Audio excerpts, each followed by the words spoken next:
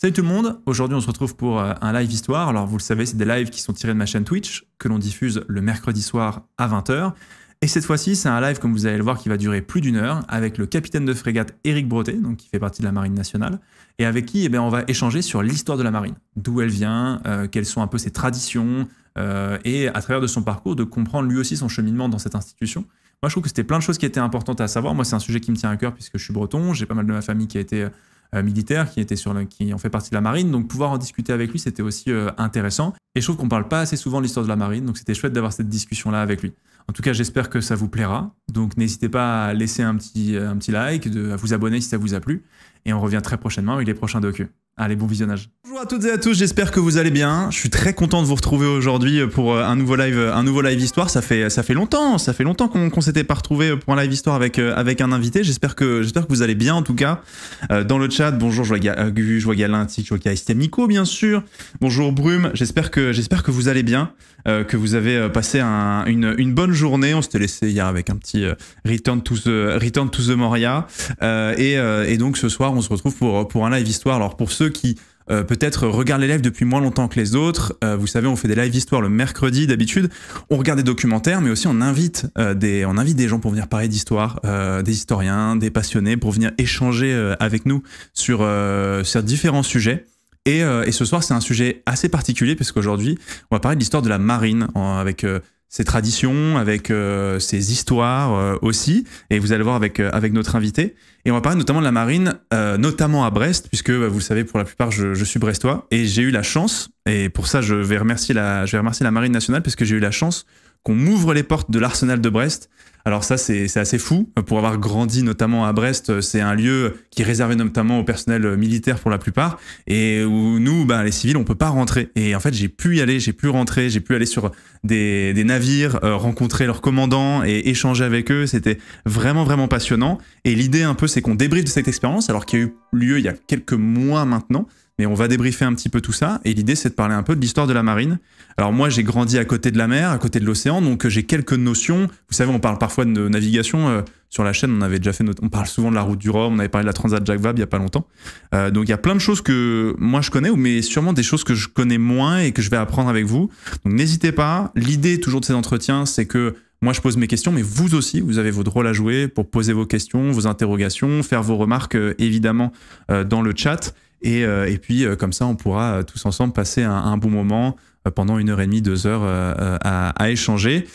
Et je vous parle d'invité depuis tout à l'heure, et je vous propose de vous présenter notre invité de ce soir, Éric Bretet, qui est avec nous. Bonjour Éric, comment ça va? Bonjour Théo, très bien, merci. Merci beaucoup. Alors Éric est venu, vous allez voir, avec sa tenue, il est venu en uniforme, mais je voulais que tu viennes en uniforme parce qu'il y a pas mal de choses à dire. Moi, je trouve que un uniforme, ça raconte des histoires, ça veut dire des choses aussi. Et merci beaucoup d'être venu. C'est la première fois que tu viens sur Twitch? C'est la première fois, effectivement. Ouais. Ça va être une première pour toi. Exactement. Merci beaucoup d'avoir fait le déplacement. Alors, ton grade, c'est capitaine de frégate. C'est ça. Donc, capitaine de frégate, et tu es directeur de l'école des Mousses. Alors, j'ai été directeur de l'école des Mousses. À l'heure actuelle, je suis à la préfecture maritime. À la préfecture maritime. Ok, très bien. Comme ça, on va pouvoir un petit peu en parler justement de tout ça. On va pouvoir échanger. Grande classe. Ouais, c'est vrai qu'il est venu. Grande classe. On n'a pas eu souvent on n'a même jamais eu, mais je crois que c'est la première fois qu'on accueille quelqu'un en uniforme sur le canapé ici. Donc, franchement, merci beaucoup d'être venu. T'es venu de Brest en plus. Le voyage s'est bien passé? Excellemment. Trop bien. Et sachez que Olivier est passionné d'histoire, et on va pouvoir discuter d'histoire parce que tu as écrit des ouvrages à propos notamment de marins durant la période de la France libre, donc Seconde Guerre mondiale. Mais tu as aussi une très grande qualité, tu es supporter de La Rochelle aussi. Un petit peu, oui. Donc, est-ce que tu es Rochelais d'origine? Donc, je suis Rochelais d'origine, ouais, effectivement. Puis c'est un club de cœur, effectivement. Et puis bon, ils réussissent pas mal en ce moment. Ouais, c'est vrai. Alors, début de saison un peu compliqué, hein, mais double champion d'Europe quand même. Oui. Puis il faut que la saison démarre. Une saison en top 14, c'est assez long. Exactement. Ah, il est fatal. Hein, s'il vous plaît, il doit y avoir des Toulousains dans le chat. C'est obligé. De toute façon, vous êtes toujours là, les Toulousains. Vous faites, vous calmez. Alors, on va commencer par quelque chose, parce que j'ai dit que tu étais capitaine de frégate. Et ce que je propose aux gens, c'est qu'on voit un petit peu où est-ce que ça se situe dans la hiérarchie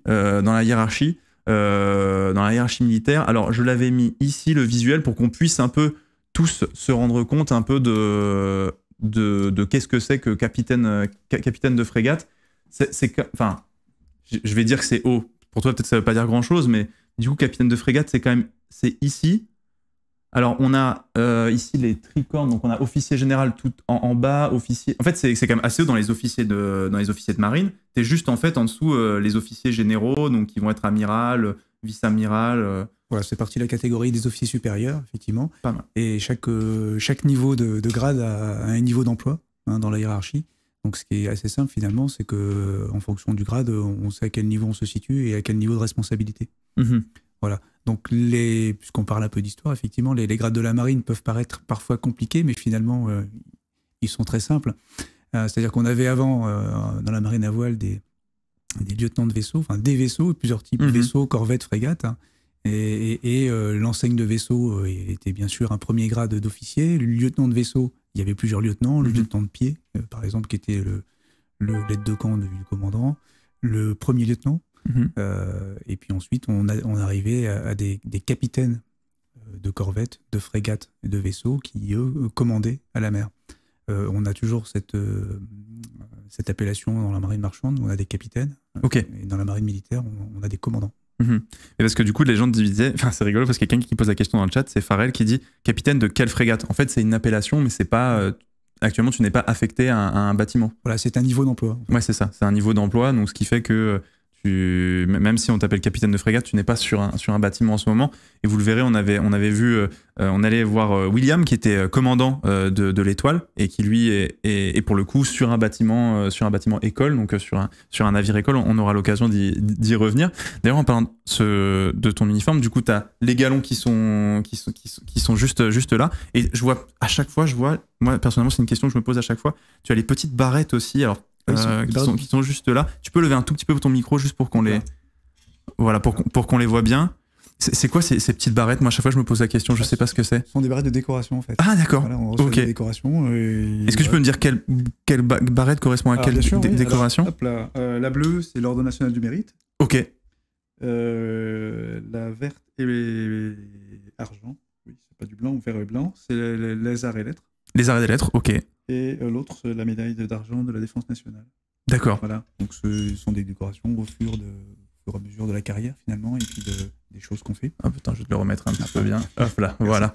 Oui, comme ça t'évite de te balader tout le temps avec tes trois médailles. C'est plus pratique. C'est la version barrette. Et après, par exemple, pour les défilés, quand on est en tenue avec le sabre, par exemple, on a des décorations pendantes. D'accord. Voilà. Et pour le coup, avec la médaille en entier. Très bien, que tu es un peu pratique c'est un aussi. rappel, en fait. C'est ça, pour nous rappeler que tu es décoré. Non mais voilà, Farrell, au moins tu as l'information. Merci beaucoup à Yatos. Bienvenue à tous ceux qui arrivent, bien sûr. Comme je disais, l'histoire, on va avoir l'occasion de parler d'histoire, de la marine. Mais j'ai envie, et c'est ce qu'on fait à chaque fois qu'on a un invité, on essaie un peu de comprendre d'où il vient, quelle est un peu sa formation. Et en plus, on va parler aussi un peu de ton rapport à l'histoire, parce que tu as écrit des ouvrages, tu as écrit aussi de nombreux articles pour le magazine de la marine, sur l'histoire en général de la marine, on va y revenir. Mais rapidement, pour refaire ton parcours, comment est-ce que tu es devenu officier de la marine? Par quel parcours tu es passé?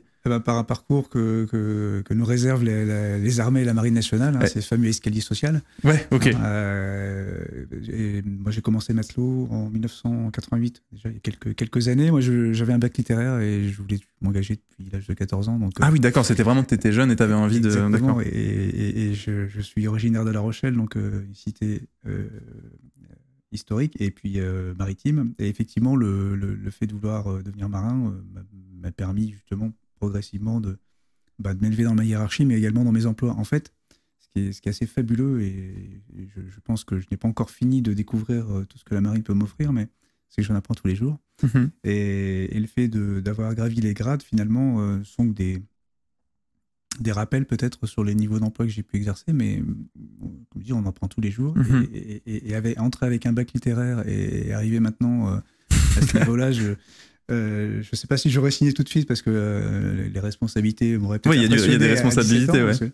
Mais en tout cas, ce qui est fabuleux, c'est que même à l'heure actuelle, et quand j'étais à l'école des Mousses, je pense que ça existe encore de nos jours, cet escalier social et cette capacité à pouvoir progresser dans l'institution, et avec cette curiosité d'esprit que permet l'institution aussi, pour progresser, mais de fait, voilà, après, avec les examens et les affectations, voilà, c'est un tout. Donc voilà, moi je dirais que étant originaire de La Rochelle, il y a un peu d'atavisme culturel pour être marin et pour être tourné vers l'histoire, puisque La Rochelle a été au centre de beaucoup d'histoires dans l'histoire de France. Ouais, exactement. On parlait du siège de La Rochelle juste avant de prendre le live, notamment, donc ouais, complètement. Voilà, et de fil en aiguille, en fait, ma carrière maritime me permet de poursuivre mes rêves. Et c'est vraiment, pour ça que je le dis, hein, depuis l'âge de 14 ans, c'est un rêve qui se poursuit. Et j'ai la chance, justement, d'avoir une famille qui me suit, parce que ça aussi, c'est très important. Oui, parce que tu parles d'affectation. Une affectation, c'est tous les 2 ans, ouais, c'est ça. Et donc, c'est des affectations qui peuvent être quand même un peu partout en France, selon ton affectation. Alors, en France, il y a beaucoup de Toulon, il y a beaucoup Brest. Pour ceux qui sont peut-être de la région brestoise ou de Bretagne, en tout cas, vous grandissez. Moi, j'ai l'habitude de ça, des questions d'affectation, parce que on a de la famille qui est marin, donc ils sont envoyés à un endroit, puis à un autre. Parfois, ils sont aussi envoyés notamment à Tahiti. Moi, je connais pas mal de gens qui ont leurs parents qui sont allés en affectation à Tahiti, qui ont grandi sans leurs parents parce qu'ils étaient là-bas, militaires, etc. Donc, c'est vrai aussi qu'il faut avoir, pareil, une famille qui est prête à suivre toutes ces affectations et tous ces changements, quoi. C'est ça, je vais avoir 12 déménagements et effectivement, on pense à Brest-Toulon, mais je pourrais ajouter Biarritz, Toulouse, Cherbourg. Bon.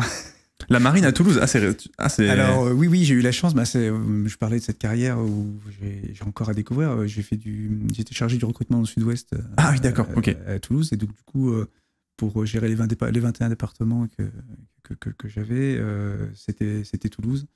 Biarritz pour la base navale de l'Adour, qui à l'époque était ouverte. Ok. Voilà. D'accord. Très bien. Et il y a des gens qui parlent, alors il y a des gens qui disent oui, je suis actuellement dans un processus d'engagement pour la marine et je passe les évaluations début décembre. Bon courage en tout cas. Et donc comment l'histoire est venue dans ce processus-là? Comme tu le disais, il y avait cette base avec La Rochelle, mais c'est vrai que du coup, quand tu as écrit du coup les différents ouvrages qu'on va évoquer juste après, c'était en parallèle du coup du processus de ta carrière, quoi. C'était vraiment en tant que passionné, tu t'es dit, je vais m'intéresser à ces questions-là. Exactement. Il y a l'effet historique et puis la découverte des personnes. La découverte de personnes, c'est aussi important, puisque moi, ce qui m'a toujours motivé, c'est de connaître l'homme sous l'uniforme, en fait. Et à La Rochelle, donc, il n'y a pas que le XVIIe siècle, il y a aussi une base sous-marine comme on a à Brest, on en parlera tout à l'heure sûrement. Et très tôt, moi, ce qui m'intéressait, c'est de savoir quels avaient été les hommes qui avaient été dans ces bunkers, par exemple, et ceux qui les avaient construits. Enfin bref, donc ça m'a très tôt permis d'aller vers ces gens-là, ceux qui étaient encore vivants, leurs familles. Et dans tout le processus de mes bouquins, finalement, pour Duperret et durant le Linois, j'ai pas forcément eu beaucoup de contemporains, parce que mais néanmoins, il y a beaucoup de lectures. Mais c'est ça aussi qui est intéressant là-dedans. Moi, la passion pour la lecture était là aussi. Okay. Et en fait, quand on veut connaître un contexte, je lis, je dévore, parce que il y a beaucoup de témoignages, il y a beaucoup d'écrits, et connaître un contexte avec beaucoup d'éclairage, c'est le meilleur moyen d'essayer d'avoir sa propre idée sur la question, même si c'est au XVIIe et XVIIIe siècle. Alors quand on a des contemporains, comme ça a été le cas pour la France libre, c'est encore mieux. Ouais. Et encore, je pense que la lecture nous réserve beaucoup de choses. Donc voilà, c'est un tout, en fait, entre lecture, passion pour l'histoire, passion pour les rencontres avec les gens, et puis la marine, naturellement. Ouais, c'est ça. Donc oui, parce que tu as écrit donc c'est souvent les livres que tu as écrits, c'est toujours avec un rapport avec la marine. Donc là, notamment avec ce bouquin, Un chevalier de la France libre, Jacqueline de Porte-d'Évaux. Et donc tu parles de la France libre dans ces deux ouvrages-là que j'ai retenus, que j'ai un peu étudié, j'ai regardé. Et c'est un peu intéressant, on va pouvoir un petit peu en parler, rentrer dans la phase un peu histoire maintenant, parce que je trouve que la marine, quand on parle de la Seconde Guerre mondiale, c'est souvent, comment dire, c'est un peu le parent pauvre, c'est un peu celle qui est un peu oubliée de l'histoire, je trouve, après la... C'est-à-dire qu'en gros, la marine, quand on parle de la marine française, c'est Merz-el-Kébir, et puis après, les Anglais ont coulé la marine française, et puis après, c'est ciao, et puis on n'en parle plus vraiment, quoi. Donc, je suis un peu curieux d'avoir ton regard là-dessus. Qu'est-ce qu'elle devient, finalement, la marine française après la défaite de 1940, après cette défaite ultra rapide, qui crée un désordre, évidemment, très, très important. Qu'est-ce qui se passe? En fait, la marine, on méconnaît encore... on méconnaît encore le rôle qu'elle a pu jouer à Dunkerque, par exemple, pour l'évacuation des troupes. Complètement. L'évacuation des ports aussi, Fécamp, Brest, Cherbourg. Les bateaux, les bâtiments qui vont pouvoir se réfugier en Angleterre en attendant d'une décision du gouvernement sur un éventuel repli vers l'outre-mer pour pouvoir poursuivre la lutte, va faire que de nombreux bâtiments de la marine vont se retrouver à Portsmouth, à Plymouth, dans les ports anglais en attendant. Et c'est très intéressant d'ailleurs aussi puisque les négociations entre le gouvernement français et Winston Churchill, qui est devenu Premier ministre, et puis un certain De Gaulle, qui est au gouvernement avec un grade provisoire, vont finalement amener à faire en sorte que le maréchal Pétain va être désigné chef du gouvernement et va prendre un parti qui est de négocier avec l'ennemi. Tout à fait. Alors que De Gaulle va se placer en dissidence. Exactement. Donc il y a deux France qui sont en duel à ce moment-là. Qui se fracturent. Et effectivement, avec à un moment donné, une Grande-Bretagne, des Britanniques qui vont se retrouver seuls face à l'invasion allemande en étant la prochaine victime déclarée si ils ne font rien. Je recommande d'ailleurs La splendeur et l'infamie d'Eric Larson, qui est un journaliste américain qui a écrit sur cette période-là, en faisant un focus sur Winston Churchill entre mai 40 et juin 41. D'accord. Et qui resitue son côté anglais. Ça, c'est intéressant. Mais le côté gaulliste aussi, gaulien, pardon, est intéressant puisque le général de Gaulle mène ses négociations, mais les marins qui sont réfugiés, eux, attendent des instructions. Et c'est effectivement ce que j'essaie de raconter dans Les Aventuriers de la France libre, avec ces marins qui se retrouvent à motiver leurs équipages qui sont dans l'inaction et qui attendent des instructions, avec en fait un beau panel, un bel échantillon de ce qu'est la vie de tous les jours. C'est-à-dire le marin qui est jeune, qui n'a pas de famille et que personne n'attend. Le marin qui est marié, qui a des enfants et qui se préoccupe pour ses enfants restés sur le territoire français.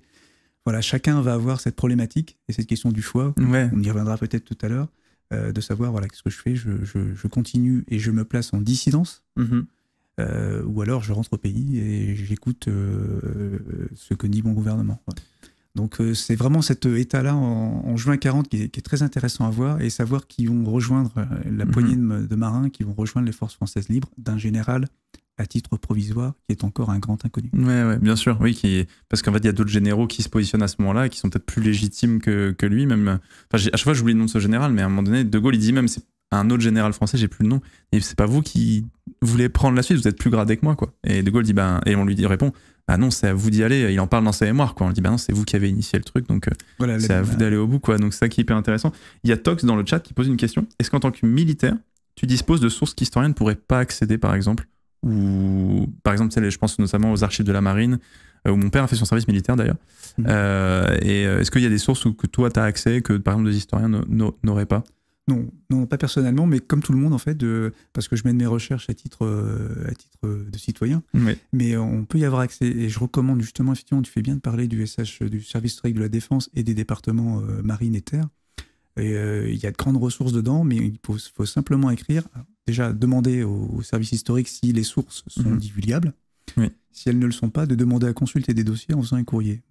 Ça m'est arrivé de le faire et en général, il y a des réponses. Ce qui n'est pas divulgable et classifié, et ça, qui conçoit, enfin quelques personnes conçoivent, on n'y aura pas accès, mais il faut faire la demande. Et il y a de nombreuses ressources dans le service historique de la défense. Ouais. Mais du coup, quand tu fais tes demandes, tu les fais pas en titre de militaire, tu les fais en tant que citoyen et tu fais ta demande comme finalement, moi je pourrais envoyer une demande ou quoi. Bien sûr. C'est assez. Ok, d'accord. En fait. Je pensais qu'il y avait peut-être des petits avantages, tu vois, en me disant peut-être que comme t'es officier, allez, on peut jouer de. C'est pas mon genre, mais en même temps, non, je le fais sous ma casquette de citoyen parce que, en fait, mes supérieurs l'ont su assez tard que j'avais cette passion-là. Et parce que pour moi, voilà, j'ai ma casquette professionnelle et puis je m'épanouis. Et effectivement, comme je te disais tout à l'heure, ce qui est passionnant, c'est quand on peut faire rejoindre sa passion, ses passions, finalement. Parce que ça va dans le sens de l'histoire aussi, commémorer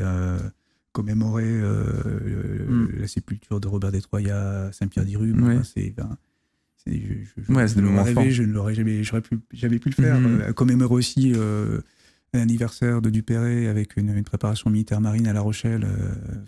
Mais tu vois, c'est fou que tu parles de ça parce que, tu vois, on a... Parce que là, du coup, tu suis dans ton ouvrage Les Aventuriers de la France libre, tu suis 4 Français, donc de la marine. Et donc, comme tu le dis, tu rends hommage après, tu as pu rencontrer aussi des membres des familles. Et tu vois, on a fait un documentaire sur la chaîne YouTube où on parle d'un soldat américain qui est décédé et qu'on suit. En fait, on suit son parcours. C'est un officier américain qui décède pendant la bataille de Normandie. Et en fait, c'est fou l'attachement que tu arrives à... Enfin, en tout cas, ouais, cet attachement que tu crées très rapidement avec ces personnes, avec ce personnage, et enfin avec ces personnes. Parce que nous, tu vois, on a fait des demandes aux archives américaines pour avoir des infos sur ces différentes affectations. Et quand tu lis en direct ce qu'il a fait, ça crée tout de suite un lien hyper fort en fait avec ton sujet. Puis quand en plus on allait voir sa tombe après dans le fameux cimetière américain de Colville, d'autant plus comment est-ce que ça crée une connexion avec ton sujet. Et je sais que pour nombreux passionnés d'histoire, notamment de la Seconde Guerre mondiale, je sais que ça parle beaucoup. Mais toi, en plus de ça, c'est 4 marins français, donc forcément il y a un truc un peu particulier avec ça. Et donc comment est-ce que tu as travaillé ces sujets-là? Tu es tombé sur ces gens par hasard? Comment est-ce que tu as découvert ces destins en fait de 4 marins partis rejoindre De Gaulle au lendemain de la défaite de 1940? Alors justement, en m'intéressant à Robert de Troya, okay. En partant depuis le début, Robert de Troya, dont on avait finalement peu de choses, et puis en découvrant des documents assez intimes, j'ai découvert qu'il avait une amitié avec Jean Desmoutis, okay. Et qui, en mai-juin 40, dans les canaux de Hollande, ils étaient ensemble en division, et de fait, ils ont créé une amitié, et donc ça incite à aller voir ce qu'il y a derrière. Et puis après, Elitou Chalom et Hubert Amiot-Dainville qu'on connaissait déjà beaucoup. Alors, l'idée, c'est... Je ne voulais écrire au départ que sur Robert de Troya, parce que la vie était déjà riche, et puis il y avait beaucoup de choses à écrire. Et puis, en fait, on se dit qu'on ne peut pas passer à côté de personnalités qui ont fait un choix là. Et ce qui est d'autant plus passionnant, on parlait tout à l'heure de ce dilemme, de cette question du choix en juin 40 à Londres, puisque ça s'est joué là-bas. Ces 4 garçons, ils ont réfléchi ensemble avec une vingtaine d'années au parti qu'ils allaient prendre. Ah, c'est fou. C'est-à-dire, quand on parle de dilemme, c'est entre la France du général de Gaulle, donc du coup cette France qui se dit libre et qui veut continuer le combat, et celle du maréchal Pétain qui dit nous allons collaborer, et qui rentre donc la France de Vichy. Et en fait, ils vont faire le choix consciemment, quoi. Enfin, ils doivent se dire maintenant, aujourd'hui avec notre recul, on se dit évidemment qu'il fallait suivre de Gaulle, évidemment c'était la voie de la résistance qu'il fallait prendre. Mais en fait, quand tu es dans l'instant, quand on est en 1940, on se dit c'est super compliqué en fait. Enfin, je sais pas, il y a 2 France, laquelle est plus légitime que l'autre. C'est super difficile de savoir, quoi. C'est ça, et c'est effectivement ce dont on parlait avec Pierre Schoendorfer, c'est cette question du bien, du choix dans une vie d'un homme. La question, elle se pose jamais entre un bien et un mal. Elle se pose souvent entre un bien et un autre bien. Et l'avenir nous dira si on a pris la bonne décision ou pas. Mais entre légaliste et dissident, effectivement, la question est de plus en plus complexe, et c'est un des points, tu parlais de l'origine de ma passion pour l'histoire, elle vient de cette question aussi, parce que je n'ai pas cité un professeur d'histoire au collège, mais je pense qu'on a tous un professeur d'histoire. Je pense que dans le chat, vous pouvez le dire aussi, il y a tous à chaque fois un professeur d'histoire qui fait la différence, clairement. Qui nous a fait vivre l'histoire, qui incarnait ce qu'il professait, qui nous emmenait sur le terrain, et enfin moi ça a été le cas, et cette question, il nous a amené à nous la poser, et je me la pose toujours encore. Et comme je te disais, en vieillissant et en ayant chargé de famille, tu as des responsabilités et autres, finalement, la réponse n'a jamais été simple, je ne l'ai jamais eue. Je pense que je ne l'aurai jamais. Et donc, l'histoire de ces 4 personnes, en fait, à quoi va ressembler la marine française après mai-juin 40, quoi? Qu'est-ce qui va se passer quels sont les éléments qui vont rythmer finalement la vie de marins qui vivaient hier, qui étaient basés à Brest, notamment pour ceux que tu évoques, qui étaient basés à Brest, et qu'est-ce qui va se passer parce qu'on parle peu finalement de cette France libre marine, quoi.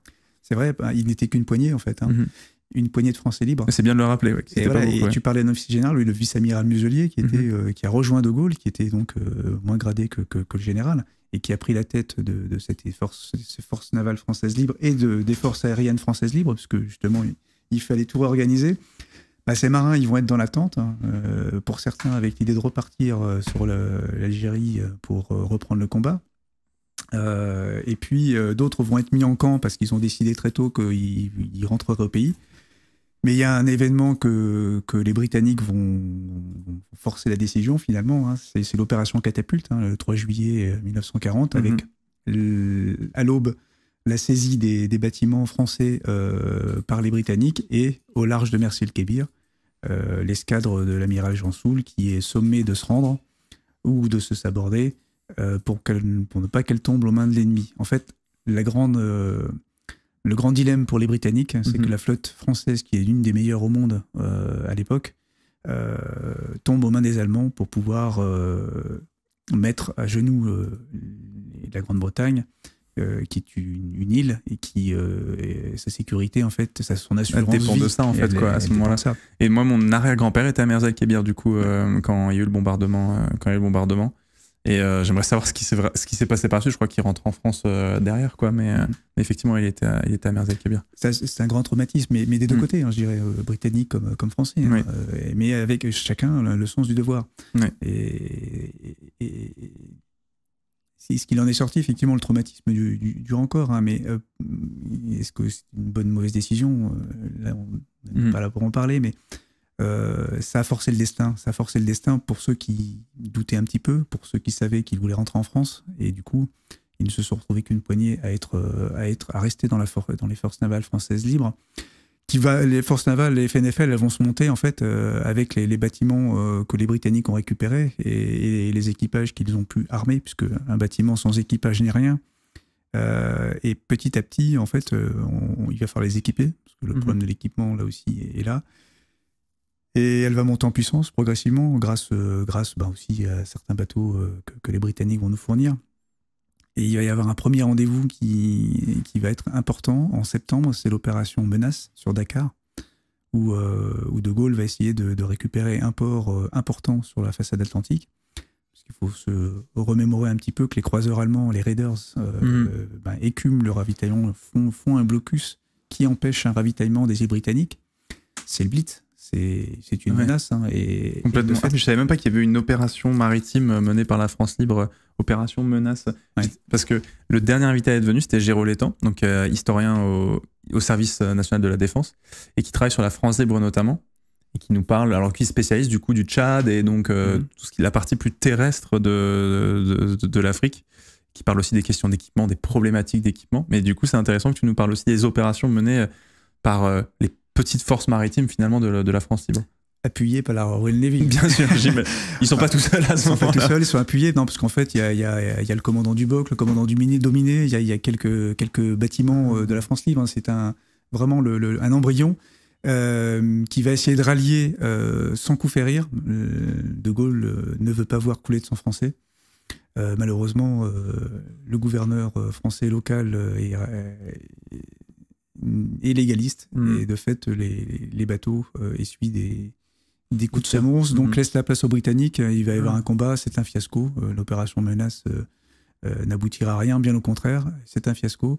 Mais les forces qui étaient prépositionnées sur cette opération vont passer justement au Gabon et vont concourir à récupérer les éléments de Leclerc, notamment le ralliement du Cameroun, du Gabon.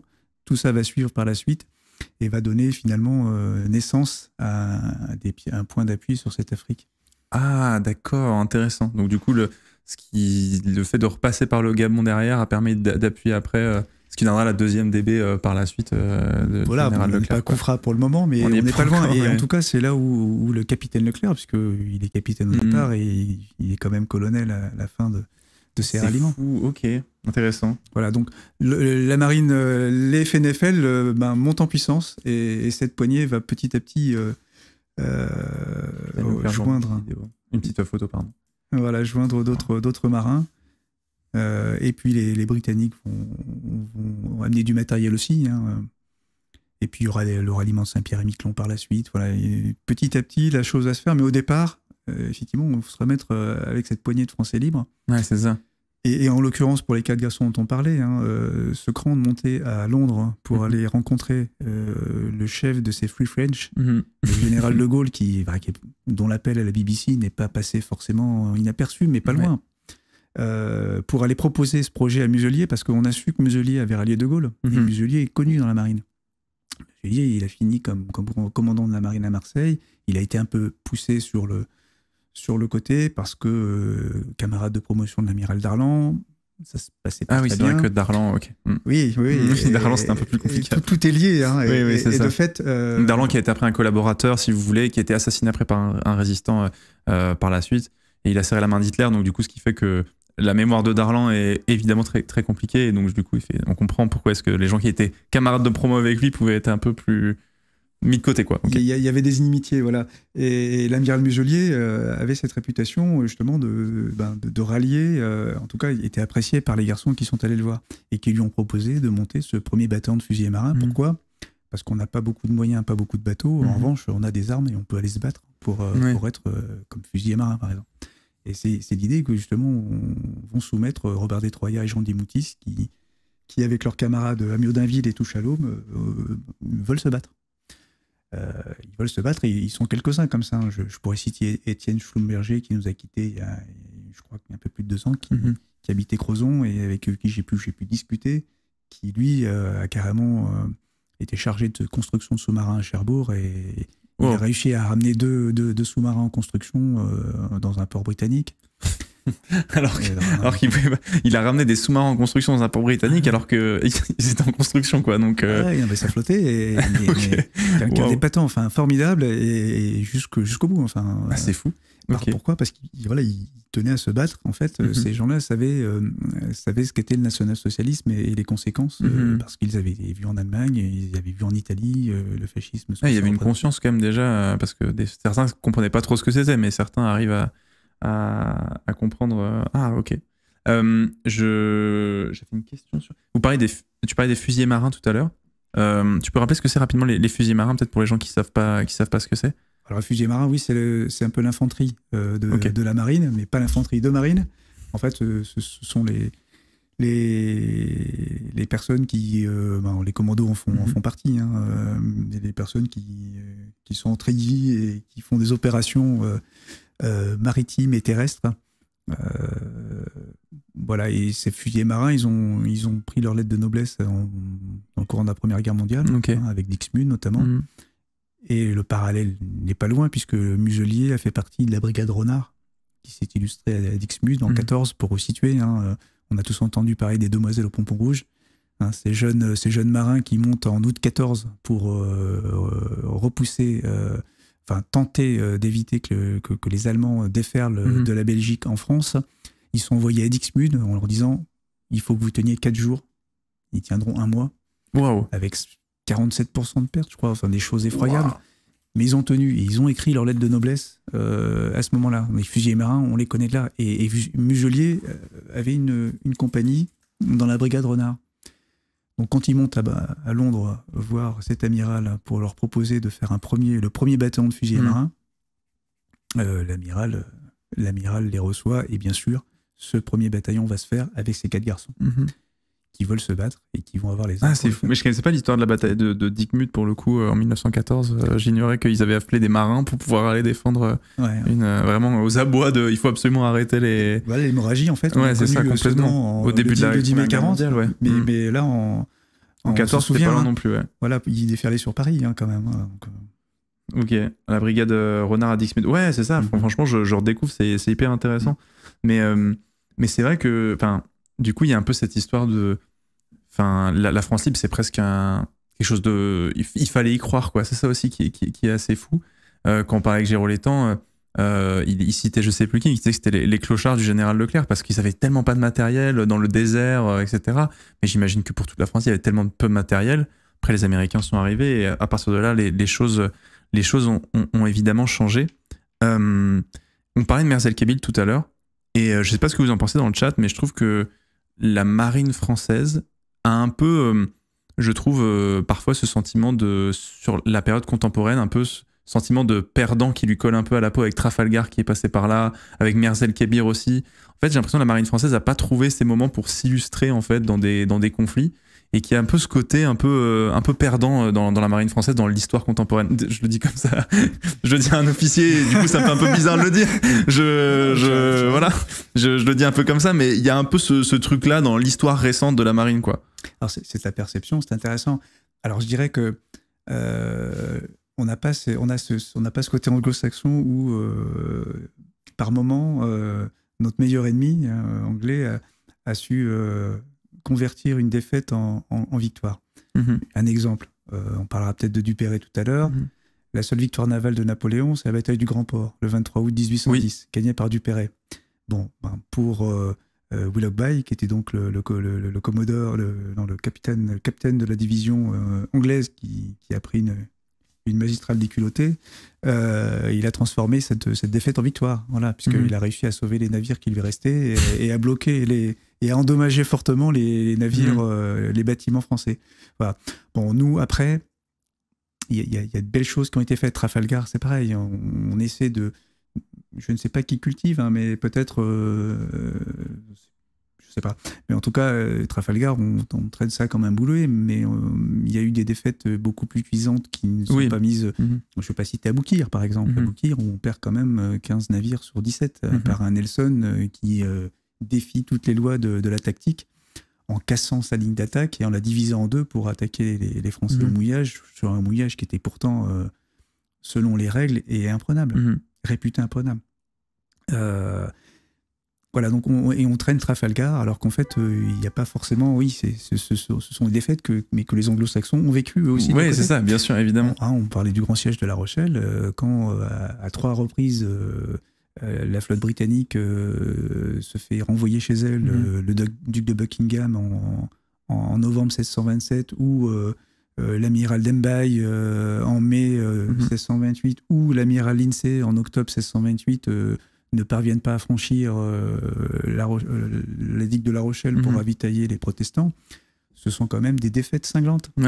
Donc, alors, est-ce qu'ils ont une culture qui amène à magnifier certaines choses, transformer des défaites en victoires? Bon, nous, je pense qu'on est conscient de ces choses-là, et je pense que c'est peut-être par respect par ceux qui sont restés, qu'on ne veut pas oublier, et que il faut oui, c'est intéressant parce que parce que tu as écrit beaucoup d'articles, notamment pour le magazine de la Marine, sur ces batailles-là, notamment la bataille du Grand Port, qui est du coup une victoire française. C'est l'île Maurice aujourd'hui, le Grand Port. Je n'avais jamais entendu parler. Alors, l'histoire m'intéresse quand même un petit peu, mais je sais pas dans le chat, est-ce que vous aviez entendu parler de la victoire du Grand Port? Alors que souvent, quand on parle de Napoléon sur la mer, c'est échec de la tentative de l'idée d'invasion de l'Angleterre. En dessin, et Trafalgar, Nelson, bien joué, ils étaient meilleurs que nous, quoi. Et puis c'est rideau pour la marine française à ce moment-là, quoi. Donc c'est assez fou aussi comment est-ce que finalement on n'arrive pas à remettre aussi à remettre en perspective les choses. C'est Trafalgar et puis c'est point barre pour le grand public, quoi, tu vois. C'est ça. Alors est-ce que ça vient du fait moi j'aime beaucoup cette phrase de Tabarly et d'Éric Tabarly qui disait que pour les Français, la mer, c'est ce que les Français ont dans le dos quand ils sont à la plage. Et effectivement, mais c'est peut-être comme ça assez péjoratif, mais on est une grande puissance maritime. On a quand même 11 millions de kilomètres carrés de zone économique exclusive. On a la deuxième puissance mondiale. Ça ne vient pas de nulle part à un moment donné, quoi. Ça ne vient pas de nulle part, voilà. On a des atouts non négligeables et on est un peuple maritime. Donc, on est une grande marine hauturière de guerre. Voilà, donc on a beaucoup d'atouts à faire jouer. Et puis, là, c'est pareil, j'ai pas cité Algésiras, mais quand on a vengé l'amiral Bruet, la défaite d'Aboukir en battant les Anglais à Algésiras, voilà, il y a peut-être eu moins de publicité. Je dirais qu'on a eu beaucoup de désastres héroïques. Ça en est fort. Voilà. Mais je pense qu'il y a peut-être une volonté aussi de ne pas oublier justement ceux qui sont restés. Et ça, c'est une grande force justement des armées en général. Hein. Cette mémoire. Et c'est pas un devoir de mémoire, justement, c'est une mémoire, et on en parlera peut-être dans tout ce qu'on fait. Hein. C'est vrai que dans la marine, ce qui est passionnant, c'est qu'on vit l'histoire au quotidien, mais en même temps, on a cette référence en permanence à nos aînés. Parce que chacun porte cette histoire et va la prolonger pour les autres. Ce qui donne lieu après, on en parlera aussi sur la tenue et les traditions, des légendes urbaines qui sont assez cocasses. On parlera de trafic. Ouais, carrément, ça, on va en parler parce que tu as ramené des petits objets et tout. J'ai vraiment envie qu'on en parle. On parlait d'histoire de la marine, il y a des Coco qui n'est pas une question de chasse. Est-ce que tu peux lui demander à quel point est-ce que la Révolution française a affecté la marine à un moment donné et comment est-ce que ça a touché la marine, cet événement quand même assez fort, parce que c'est que la marine a pris un gros boom aussi sous Louis XIV, qui a beaucoup financé la marine à un moment donné. Est-ce que la Révolution française, on parle souvent du citoyen français qui va se battre contre les grandes puissances qui essaient d'envers la France pour remettre une tête couronnée à la tête de la France. Est-ce que la marine a eu quelque chose à jouer là-dedans? Comment ça s'est passé? Oui, la marine, merci de cette question. Effectivement, elle est très intéressante parce que c'est une période assez méconnue, finalement, de la marine. On est arrivé d'une marine d'Ancien Régime, avec une marine avec des corps, les officiers rouges, les officiers bleus, officiers riches qui étaient issus de la noblesse et officiers bleus qui étaient issus du peuple, justement. Ok, intéressant, ok. On est arrivé à ce niveau-là où, avec la Révolution française, la Déclaration des droits de l'homme et du citoyen, en fait, tout le monde était égaux. Donc on a cassé un peu ces codes-là. Et il y a eu en fait une ambivalence entre les deux, entre ce désir d'émanciper finalement les équipages, mais en cassant un peu quand même cette chaîne. On parlait justement tout à l'heure de l'importance du rôle de chacun, et on en reviendra sûrement sur un bateau, dans les actions, et les impératifs nationaux. Je m'explique. On a eu de bonnes actions à faire, des actions guerrières, quand le convoi de l'amiral Van Stabel en Prairie à l'an 2 vient amener un convoi de blé alors que la France est affamée, puisque la France se bat à GEMAP, elle se bat un peu partout contre les puissances couronnées qui sont contre elle. Et ben ce convoi, il réussit à passer parce qu'il y a un Villaret de Joyeuse, qui est l'amiral qui commande la flotte du Ponant, qui va intercepter, qui va faire en sorte, en combattant les Anglais, que ce convoi passe. Mais la particularité de l'époque, c'est que les conventionnels, on arrive à la Convention, sont à bord des bateaux. C'est-à-dire que maintenant, le commandant n'est plus le maître à bord, il a un représentant du peuple. Ah, ok. Ah, voilà. Ça, c'est fou. Ah, intéressant. Donc, il y a plus de...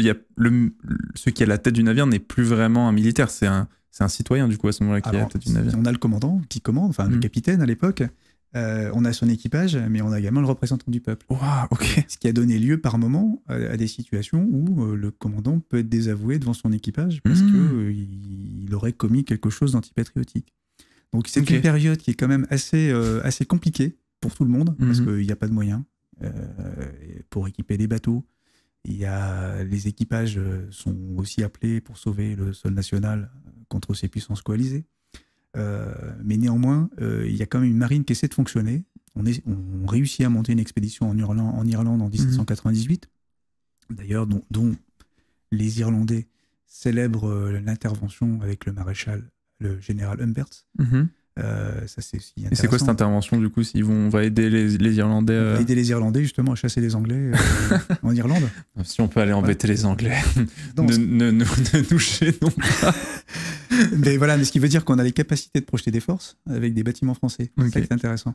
Donc cette période, elle est assez compliquée. Effectivement, l'immixtion de ces représentants du peuple, elle a du bon, parce qu'effectivement, le peuple est en direct. Et on est au moment de la Convention. Je peux parler de Jean Bon-Santandré, qui est le conventionnel qui va être détaché à Brest, puisqu'on y reviendra tout à l'heure sur l'histoire de Brest, mais qui est détaché à Brest parce que lui, il est plus spécialement affecté aux affaires de la marine, et que Brest est le port du Ponant, donc là où on a le plus de moyens. Et Brest, à l'époque, effectivement, est un port avec beaucoup de moyens. Et on voit là. Je suis en train de vous le préparer. Donc Jean Bon-Saint-André, hop, je vous le mets. Voilà, ce monsieur. Voilà, et du coup, donc, pour revenir sur la Révolution, il y a de belles choses de réaliser, mais parfois avec une immixtion de ces représentants qui, justement, viennent casser un peu la chaîne de commandement. Il y a un bateau, c'est complexe. Et Napoléon, justement, verra qu'on ne peut pas bouger des escadres ou des divisions comme on peut bouger complètement un régiment. Et effectivement, si on veut revenir après sur ce grand dessin là, d'envahir l'Angleterre. C'est quand même un projet fou, pharaonique, mais qui aurait peut-être pu marcher. Oh là là. Il y avait... les gens dans le chat, on aime beaucoup le rugby, donc du coup la rivalité avec les Bretons avec les Britons, on appelle ça les Britons dans le chat, est encore exacerbée avec les Anglais. Donc là, attention, là tu touches la corde sensible du chat. Hein, si tu dis qu'on était à deux doigts de le faire. Donc oui, du coup en fait on n'était pas loin, donc il y avait une possibilité de peut-être aller. En fait, le projet était fou et il a été. Et là, on parlait tout à l'heure de choses, et ce qui est sympa dans l'histoire, c'est que finalement on peut aller. On peut digresser, et je voudrais pas trop digresser, parce que je voudrais quand même rappeler qu'on est dans le bicentenaire du 18 Brumaire, et que lors du 18 Brumaire, c'est quand même un amiral qui a aidé le futur premier consul à prendre place.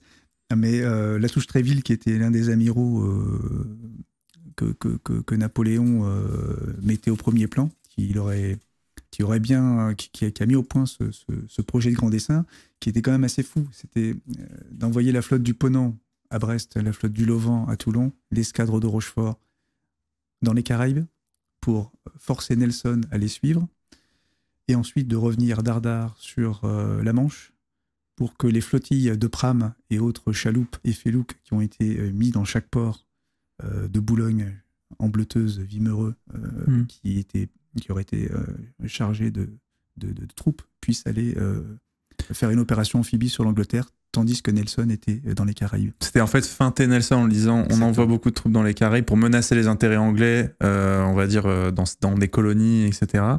Et en fait réussir après à créer une porte ouverte pour envoyer une opération amphibie. Exactement. Et ce qui n'a pas marché, finalement, c'est que l'escadre de Villeneuve a dû se replier sur Cadix, et du coup Nelson, s'apercevant de la supercherie, est revenu, et le 21 octobre 1805, pas passer loin. Nous prenons une magistrale déculottée qui laissera effectivement des traces, parce que c'est un traumatisme, mais dont la marine a su se relever par la suite. Ouais. Voilà. Et c'est peut-être justement l'après-Premier Empire qui sera un peu plus compliqué à gérer. Ouais, qui est compliqué à gérer. Alors qu'on sait que Napoléon III, après on connaît mal Napoléon III, je pense de manière générale, Napoléon III a révolutionné la marine, c'était très intéressant. Alors avant d'aller plus loin, on parle souvent de ça aussi sur le live, et vous savez dans le chat on en parle souvent, c'est la success story de Napoléon, mais en fait de beaucoup de maréchaux de Napoléon. Tu vois, que ce soit Murat, Bernadotte, il y a beaucoup de gens qui étaient des petits gens et qui ont monté l'échelle sociale, parce que vu que les maréchaux de l'Ancien Régime sont partis dans les autres royaumes couronnés en Europe, ça laissait beaucoup de place à ces nouveaux chefs militaires qui vont s'illustrer pendant l'Empire. Est-ce que c'est le cas aussi, enfin peut-être que je te pose une colle, je sais pas, mais est-ce que c'est le cas aussi pendant l'Empire? Est-ce qu'il y a des amiraux qui sont, ceux qui deviennent amiraux pendant l'Empire étaient des gens qui n'auraient pas forcément pu le devenir parce que il y a l'Ancien Régime fait que tu es bloqué. Voilà, pas noble, ou alors décrié. Il y a ce vent quand même, je peux te dire qu'il faut revenir à l'époque, mais ce vent où tout est possible. Quand Bonaparte revient d'Égypte, amené par Honoré Gantôme, qui deviendra amiral. Voilà. Bonaparte, faut commencer par là. Bonaparte, il a toujours dit qu'il voulait avoir des officiers qui ont de la chance. Et il recrute au talent, certes, mais aussi avec de la chance. Et ceux qui ont de la chance, Gantôme le ramène quand même de l'expédition d'Égypte en feintant la station anglaise. Donc lui est sous les bonnes grâces. Dupéré en fera partie. Dupéré, Mousse capitaine amiral, il a commencé pilotin, il n'était pas destiné à devenir amiral, il a fait des actions d'éclat face aux Anglais, il s'en est sorti, il a la chance. Et en fait, il faut aller sous l'Arc de Triomphe pour bien revoir tous ces amiraux qui ont éclos sous l'étoile, puisque Gantôme disait souvent de Napoléon, nous naviguons sous son étoile. Et je trouve que l'image est belle, parce que finalement, l'étoile, pour un marin, c'est quand même la rose des vents, c'est quand même quelque chose qui aide à la navigation. Très fort en termes de symbole, ouais. C'est un amer remarquable. Et sous l'Arc de Triomphe, il y a quelques marins. Il y a le combat du Grand Port, naturellement, mais il y a quelques marins, dont Alban. Je savais pas du tout qu'il y avait je savais qu'il y avait quelques grosses batailles, effectivement, menées par Napoléon, mais je savais pas qu'il y avait des batailles maritimes aussi sur le Grand. Sur l'Arc de Triomphe, je l'ignorais. Et du coup, voilà, donc Napoléon aura aussi pour ses marins, bien que, effectivement, on a prêté, et on verra peut-être aussi dans la tenue, beaucoup de choses à Trafalgar et au fait que Napoléon n'aimait pas ses marins. Je pourrais dire que c'est pas exact. Mm-hmm. Parce que Napoléon a quand même à Anvers et à Venise, s'est quand même servi de ses arsenaux. On ne sait pas qu'il y a un arsenal à Venise. Non, pas du tout. On a construit des bateaux. À Venise, ok. À Venise, des vaisseaux de 64 canons. Voilà. Waouh, oui, quand même des gros. Ok. À Venise, on a fait ça. Il y avait un système, il y a un arsenal, l'arsenal des Doges, hein, et par des chameaux, on les construisait dans les cales sèches, et quand il était à flot, il y avait ce qu'on appelle des chameaux. Mm-hmm. Il y a un très beau musée à Rochefort, le musée de la Marine, d'ailleurs. Je pense que celui de Paris qui vient de rouvrir.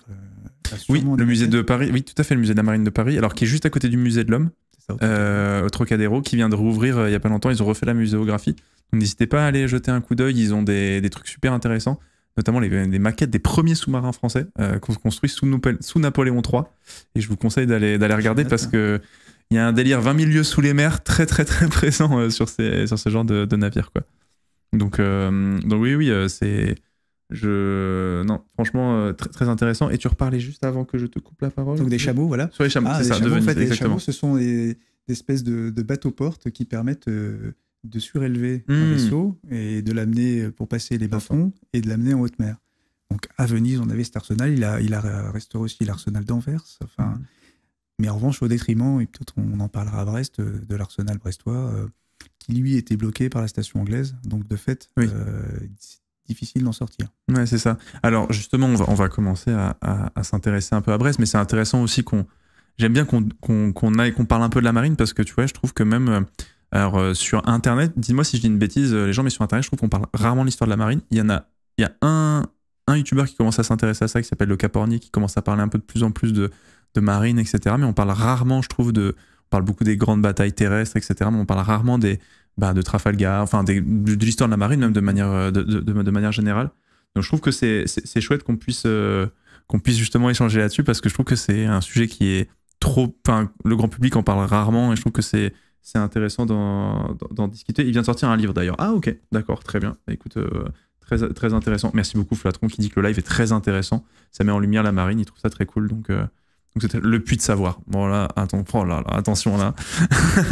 Il y a un puits de savoir. Tu sais qu'il y a des gens qui disaient que tu étais leur commandant quand ils étaient au CIN. Ils t'en connaissent, ils ont dit ah mon commandant, etc. J'étais là, etc. Très touché. Ouais. C'est vrai, on en parle moins. Ouais, c'est vrai.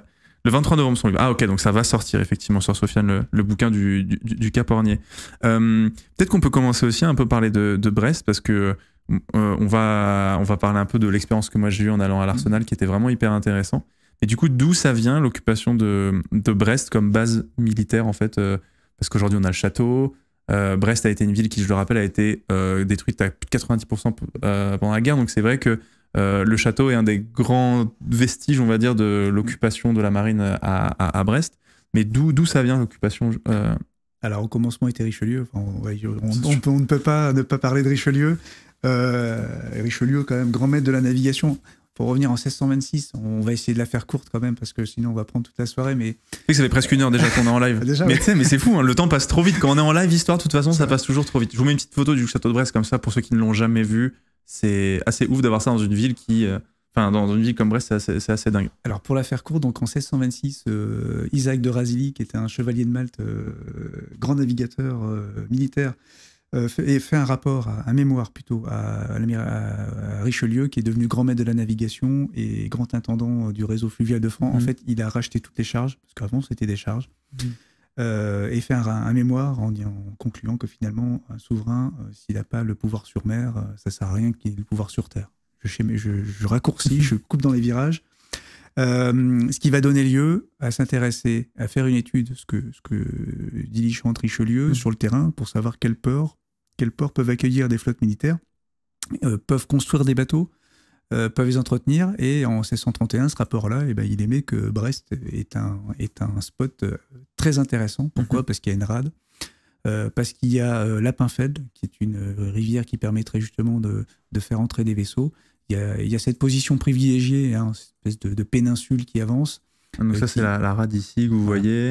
Et effectivement, l'Apinfeld, qui est ce bras de mer en fait, qui rentre ici.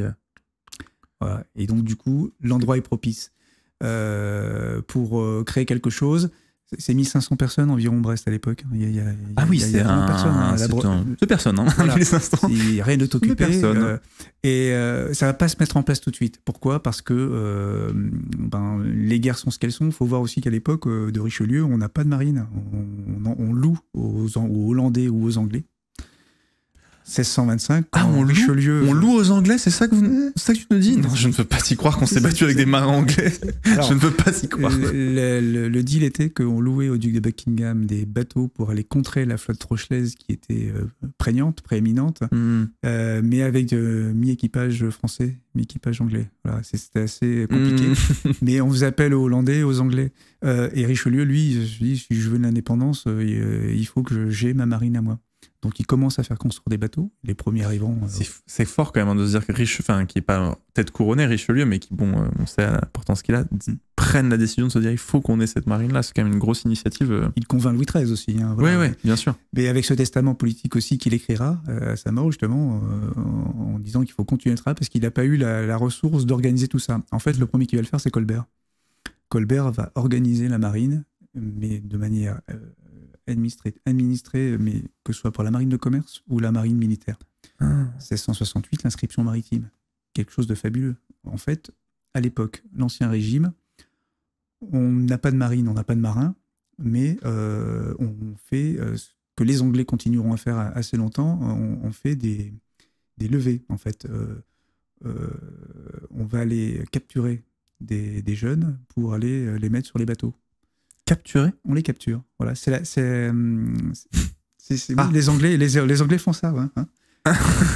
Donc on capture des gens qui n'ont rien demandé et on les fout sur des bateaux. Exactement. D'accord, très bien. Hein, c'est ce qui aboutira pour les Anglais, on parlait du siège de La Rochelle, mais ou Cadix en 1625, à des grands désastres, parce que les gens ne sont pas marinés, les gens sont pas aptes à être sur un bateau. Alors à mariner, c'est quand on a le mal, c'est quand on n'a pas encore. Alors, à mariner, c'est prendre, c'est s'habituer à la mer. Ouais, c'est ça, exactement. Ne pas être nauséeux, avoir le mal de mer. Il n'y a pas encore le cachet contre le mal de mer, hein, donc. Ça. Et le fait aussi de savoir quoi faire sur un bateau, c'est aussi être à mariner. Bien sûr. Ah oui, donc comprendre ce que c'est, devenir marin, quoi, finalement. Très bien. Donc Richelieu comprend ça. Colbert donc imagine l'inscription maritime. En gros, tous les marins du pays seront capables d'être appelés pour servir sur les bateaux de guerre. On a une manne providentielle. C'est un bon recrutement à l'époque. Et donc on est en 1668, on administre ça. 1689, on a l'édit de Louis XIV qui décrète la marine royale, comment elle va être organisée avec son entretien, ses bateaux. Et on a quelque chose de construit. L'administration, elle commence là. Je vous mets Colbert. Hein, pour ceux qui... Voilà, Colbert, et donc ses successeurs, Seignelay, Pontchartrain, continueront la mission, ce qui fera qu'on a une marine vraiment structurée, et on va donner naissance après à des Latouche-Tréville, des amiraux dont j'ai parlé tout à l'heure. Et donc ça vient de Richelieu, tout ça. Et donc Brest, pour en revenir au port du Ponant, Brest n'est pas un chantier de construction. Hein. Quand en 1631 on fait ce point de vue avec 1500 habitants, on n'a pas les infrastructures, puis on n'a pas les personnes pour pouvoir entretenir et construire des bateaux. Donc on va mettre tout ça en place. 1789, on arrive à plus de 25 000 habitants. On arrive quand même à quelque chose de plus conséquent. Pourquoi ? Parce que on a tous les corps de métier, en fait, des charpentiers de marine, de l'industrie, et on commence à monter des choses. Il y a déjà le bagne qui est mis en place à ce moment-là ou pas encore ? Pas du tout. Pas encore le bagne. On va arriver justement à cette façade-là où on va arriver à 1745, en fait, là où le bagne est construit. Le magasin général, en fait, quand on va à Brest, tu vois la porte Tourville, quand tu prends la rue Pasteur, la porte Tourville, où il y a le premier bassin. Ah oui, oui. C'est là le premier arsenal, où on va avoir un bassin pendant quelques années, fin 17e. Okay. Et en 1745, il y a un ingénieur qui s'appelle Choquet de Lintu qui va aller construire les formes de Pontagnou, juste en face. Avant, on parlait du bassin de Brest. Après, on va parler de l'arsenal de Brest, parce qu'on commence à construire des bateaux. 1745, on commence à construire un magasin général qui est détruit pendant la Seconde Guerre mondiale, mais on voit toujours l'emplacement, la forme de Radoub et la consulaire, qui est toujours là. Et 1745 et 1755 de mémoire, ça date le bagne, justement. La corderie haute et basse, et on a un arsenal qui prend forme, justement, dans cette seconde moitié du XVIIIe siècle. Donc là, je vous remets un peu les bords de la pinfelle pour que vous puissiez voir, mais en gros, si vous voulez, c'est la partie pixelisée parce que vous ne pouvez pas y accéder si vous êtes, on va dire, civil. Mais en fait, tout là, en fait, c'est des bâtiments militaires et le château, en fait, surplombe, pour ceux qui sont jamais allés à Brest, et j'essaie d'expliquer. Et en fait, c'est très particulier, Brest, parce qu'en fait, on a une base militaire au milieu de la ville. Parce qu'en fait, là, vous avez des commerces, des habitations, etc. Moi, d'ailleurs, j'ai habité un peu en haut, là, par là-bas, à un moment donné. Là, vous avez un autre quartier. Et en fait, vous avez des bateaux militaires au beau milieu de la ville. Et en fait, vous passez au-dessus de ce pont, hein, que vous voyez ici, le pont de recouvrance. Et en fait, vous avez la marine qui est là. Et vous les voyez, mais vous pouvez pas y aller. Donc, c'est un peu particulier parce que vous voyez ce qui se passe. Vous voyez, il y a des gens qui y travaillent, etc. Mais vous pouvez pas aller dans la base parce que c'est une base militaire. Hein. Donc, si vous n'êtes pas militaire, vous n'y allez pas. Et donc, du coup, c'est assez intéressant de voir comment est-ce qu'une ville se développe autour de cette base, quoi. Donc voilà. Et donc, finalement, maintenant, cette base prend forme. En fait, elle devient, on va dire, au milieu du 18e, du coup, un peu l'arsenal comme on le connaît un peu aujourd'hui. Après, il y aura des modifications, évidemment, mais autour de la Pinfel, en tout cas. Tel qu'on le connaît un peu plus tard, en fait, puisque l'Aninon, par exemple, tu vois, si tu as tous les quais qui vont après l'Aninon et même le parc à Chênes que tu connais, là, maintenant... qui va sur le port de commerce. En fait, tout ça, c'est venu beaucoup plus tard. Ça date des années 30. L'Aninon et le parc aux Chênes, c'est venu plus tard. D'accord. En fait, c'était une grève. Quand on voit les gravures ou les toiles d'avant, c'était une grève comme aux 4 pompes. Tu vois un peu, Maison Blanche, on est un peu dans ce schéma-là. Et les quais ont été construits dans les années 30. Certains n'étaient pas terminés même quand les Allemands sont arrivés.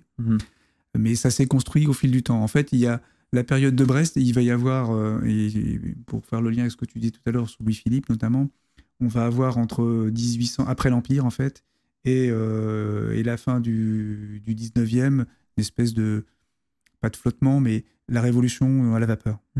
Ah oui. Et là, on industrialise beaucoup de choses parce que des vaisseaux à voile avec des haubans et tout ça, on passe à la vapeur, à l'industriel, on construit le plateau des Capucins.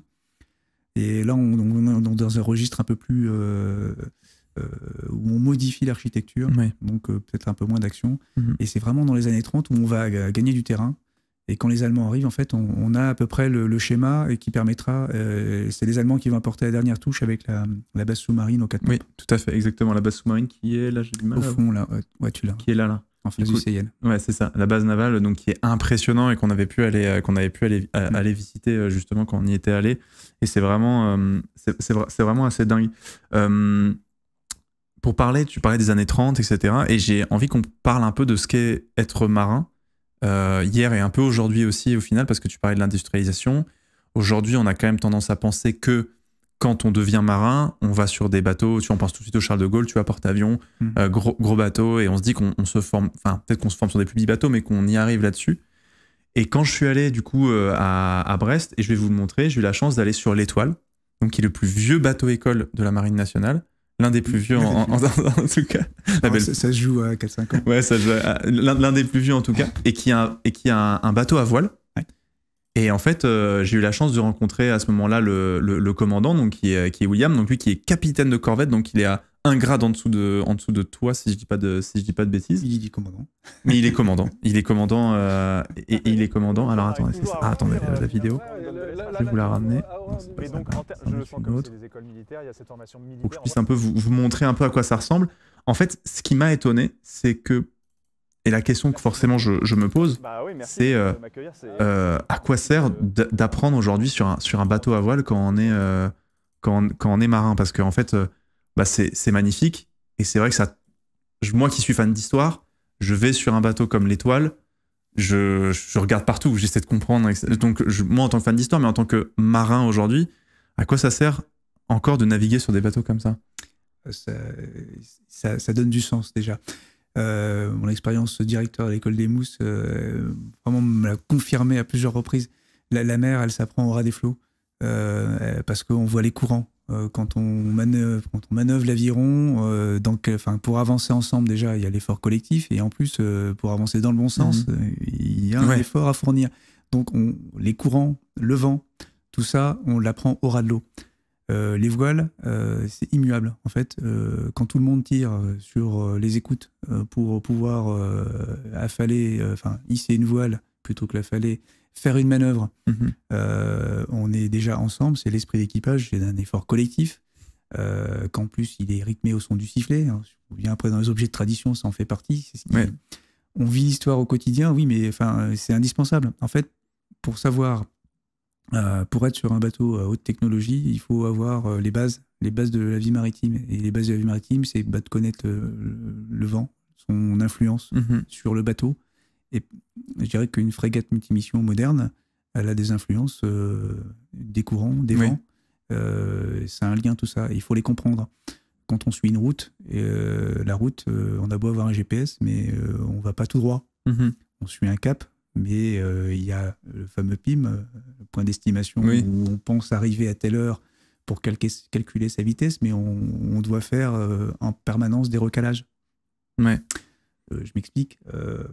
En passerelle, le commandant ou le chef de quart donne son ordre, à droite 25.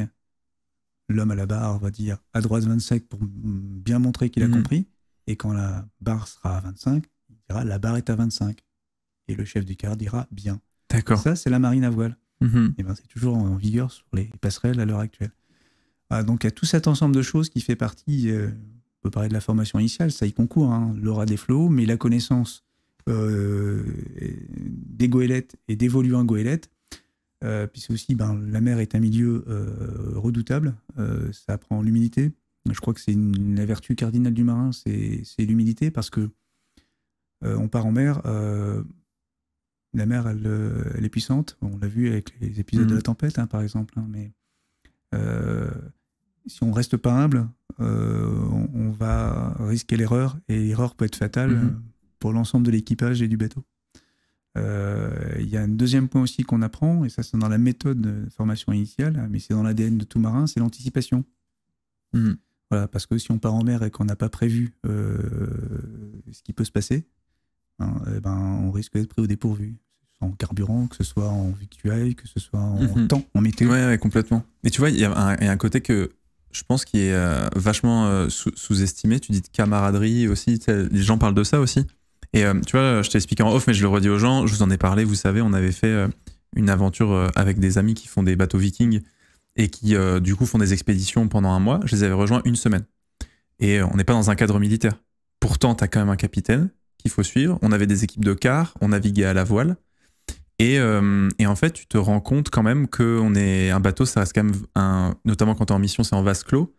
Donc il faut quand même mettre un peu son ego de côté, c'est-à-dire qu'il y a aussi un peu ce truc de il faut que ça se passe bien à bord, parce qu'on était sur un bateau de 11 mètres de long, on était 11 personnes à bord, donc tu te disais, il faut quand même faire des efforts pour que tout se passe bien, pour que tout le monde tire dans le même sens. Parce qu'on a eu un coup de flip, à un moment donné, on tape dans un poteau en pleine mer parce qu'il y a un dysfonctionnement de communication. Et du coup, on se rate et du coup, on essaie de débriefer, etc. Pourquoi ? Parce que quelqu'un a court-circuité. Alors, on est des amis qui faisons du bateau, mais quand même, il y a quand même des ordres à respecter. Et du coup, je pense que dans un cadre militaire, c'est encore plus le cas, où tu es encore plus nombreux et où ton navire est encore plus imposant. Tu te rends compte quand même de pas mal de choses, juste de naviguer une seule fois à la voile, en fait, de toutes ces choses-là qui sont importantes et de ces cadres à respecter, parce que sinon, nous, c'était juste naviguer entre amis. Mais alors, quand il faut mener des missions ou ce genre de choses, je n'imagine pas le nombre de choses qu'il faut savoir faire sur des navires, à voile ou pas, d'ailleurs. Mais voilà, donc je comprends, cette expérience m'aide un peu à comprendre ce que tu dis de manière un peu différente qu'avant, quoi. Effectivement, la réflexion de ce que tu m'as dit en off, je pense qu'il y a un principe très simple, c'est que, et qu'on a tous dans la marine, c'est que chacun connaît sa place. En fait, on a tous un rôle à jouer et chacun est complémentaire de l'autre. Et c'est ça l'esprit d'équipage, justement, c'est que cette polyvalence, à bord, on peut être secrétaire, mais aussi servant de lance à incendie, parce que la sécurité, elle est vitale pour un bateau à la mer. Mais on peut aussi tenir la coopérative. Ou faire de la coupe du quart à la coupée. Voilà. Et chacun compte sur l'autre. Moi, il y a une chose très simple qui est, effectivement, avec les mestranciers et les jeunes mousses que j'ai pu avoir, il y avait des choses qu'on essayait de leur inculquer, notamment des principes très simples. J'en prends un qui retient pour moi, qui est indispensable c'est même plus de la courtoisie, mais c'est du savoir-vivre en collectivité. Quand on prend un quart, on arrive 15 minutes avant l'heure du quart. Alors, est-ce que tu peux rappeler ce que c'est un quart sur un bateau, peut-être pour les gens qui ne sont pas du tout habitués Le service est régi en quart, justement, de 4 heures en général. Après, 0 à 4, 4 à 8, voilà. On peut le coupler après, suivant l'organisation du bord et la situation du bâtiment. Mais on va rester sur un rythme simple. Et donc, chaque personne, le bateau vit pendant H24. Il va pas se reposer, il faut qu'il marche. Quelqu'un qui a la barre, les gars, ou pas, là? Parce que c'était qui, le quart, là? Donc, en fait, la sécurité des uns est effectuée par les autres pendant les heures de novembre. Enfin, il y a toujours, le bateau vit toujours.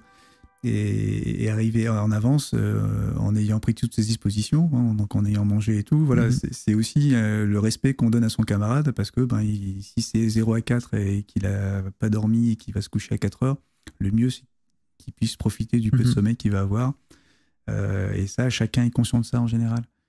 Et l'esprit d'équipage, il se joue par ces petites choses, par ces petits détails. Ce qui fait que voilà, on passe un temps ensemble.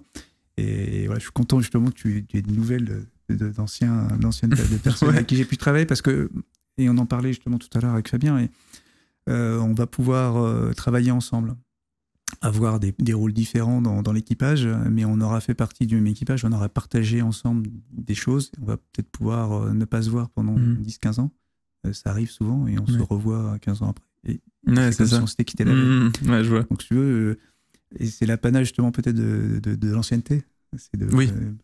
Plus tu avances et plus tu recroises des gens. Personnes, voilà. Bien sûr, évidemment. Alors je vous remonte les images, alors que quand j'avais eu la chance d'être invité du coup dans le carré des officiers à l'arrière du bateau. J'ai bu mon café, alors que je n'aime pas le café, mais je me sentais un peu obligé de... Je ne pouvais pas refuser le café. Dans une tasse. Ouais, dans une tasse. Ah non, mais là, j'ai eu le droit, là, j'étais très bien. Et William était vraiment adorable. J'ai eu le service à café ou service à thé, c'était magnifique. Mais je déteste le café, donc je l'ai quand même bu. Et notamment, il y avait ça, il y avait des bouches... Des bouches. Ouais, des bouches avec chacun des inscriptions. Et toi, t'en as ramené un justement aussi. Je pense que tu peux nous le montrer. Alors, qu'est-ce que c'est? Est-ce que tu peux nous expliquer ce que c'est? Alors, ça pèse quand même son poids, hein, sachez-le. C'est en fonte. Ouais, c'est en fonte. Et du coup, c'est des bouches à canon.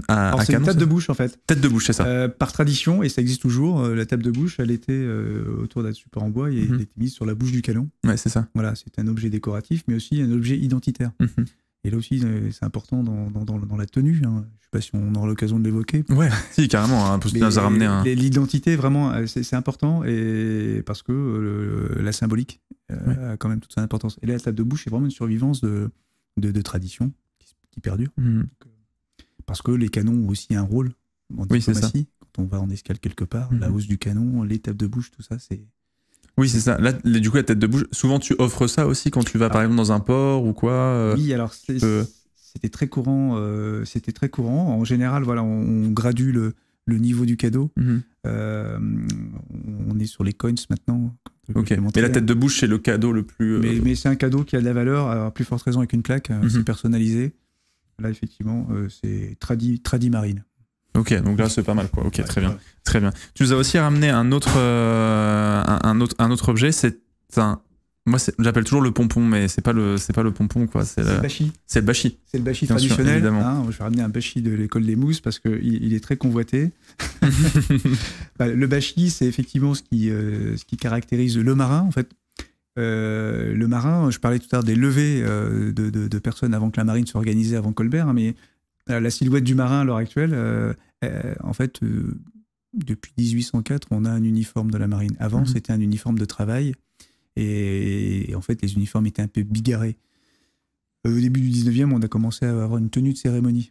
D'accord. Mais la théorie de ces cérémonies, elle est héritée naturellement du vêtement du marin. Et je vais y revenir dans le détail. On a le bashi. Le bashi, c'est un bonnet de laine d'origine écossaise. Hein, il n'était pas blanc, là, c'est depuis 1988 qu'on a une bâche blanche, mais il était en laine bleue. Il avait une houppette et pas un pompon. Une houppette qui était 2 tiers bleu et 1 tiers rouge. Pourquoi? Parce que comme c'était de la laine, c'était finalement au centre qu'on avait l'origine de la filature de la laine. Voilà.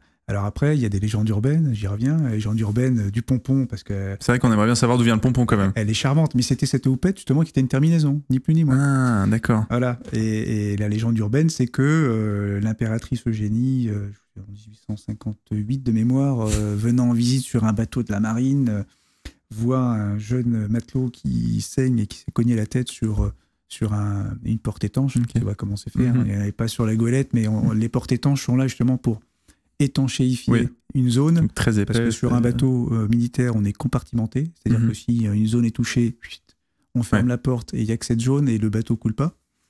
Donc là, elle lui aurait donné son mouchoir, et le mouchoir étant pour étancher le sang, le mouchoir étant rouge, ça lui aurait, hop là, on l'aurait gardé pour éviter de se blesser. Voilà.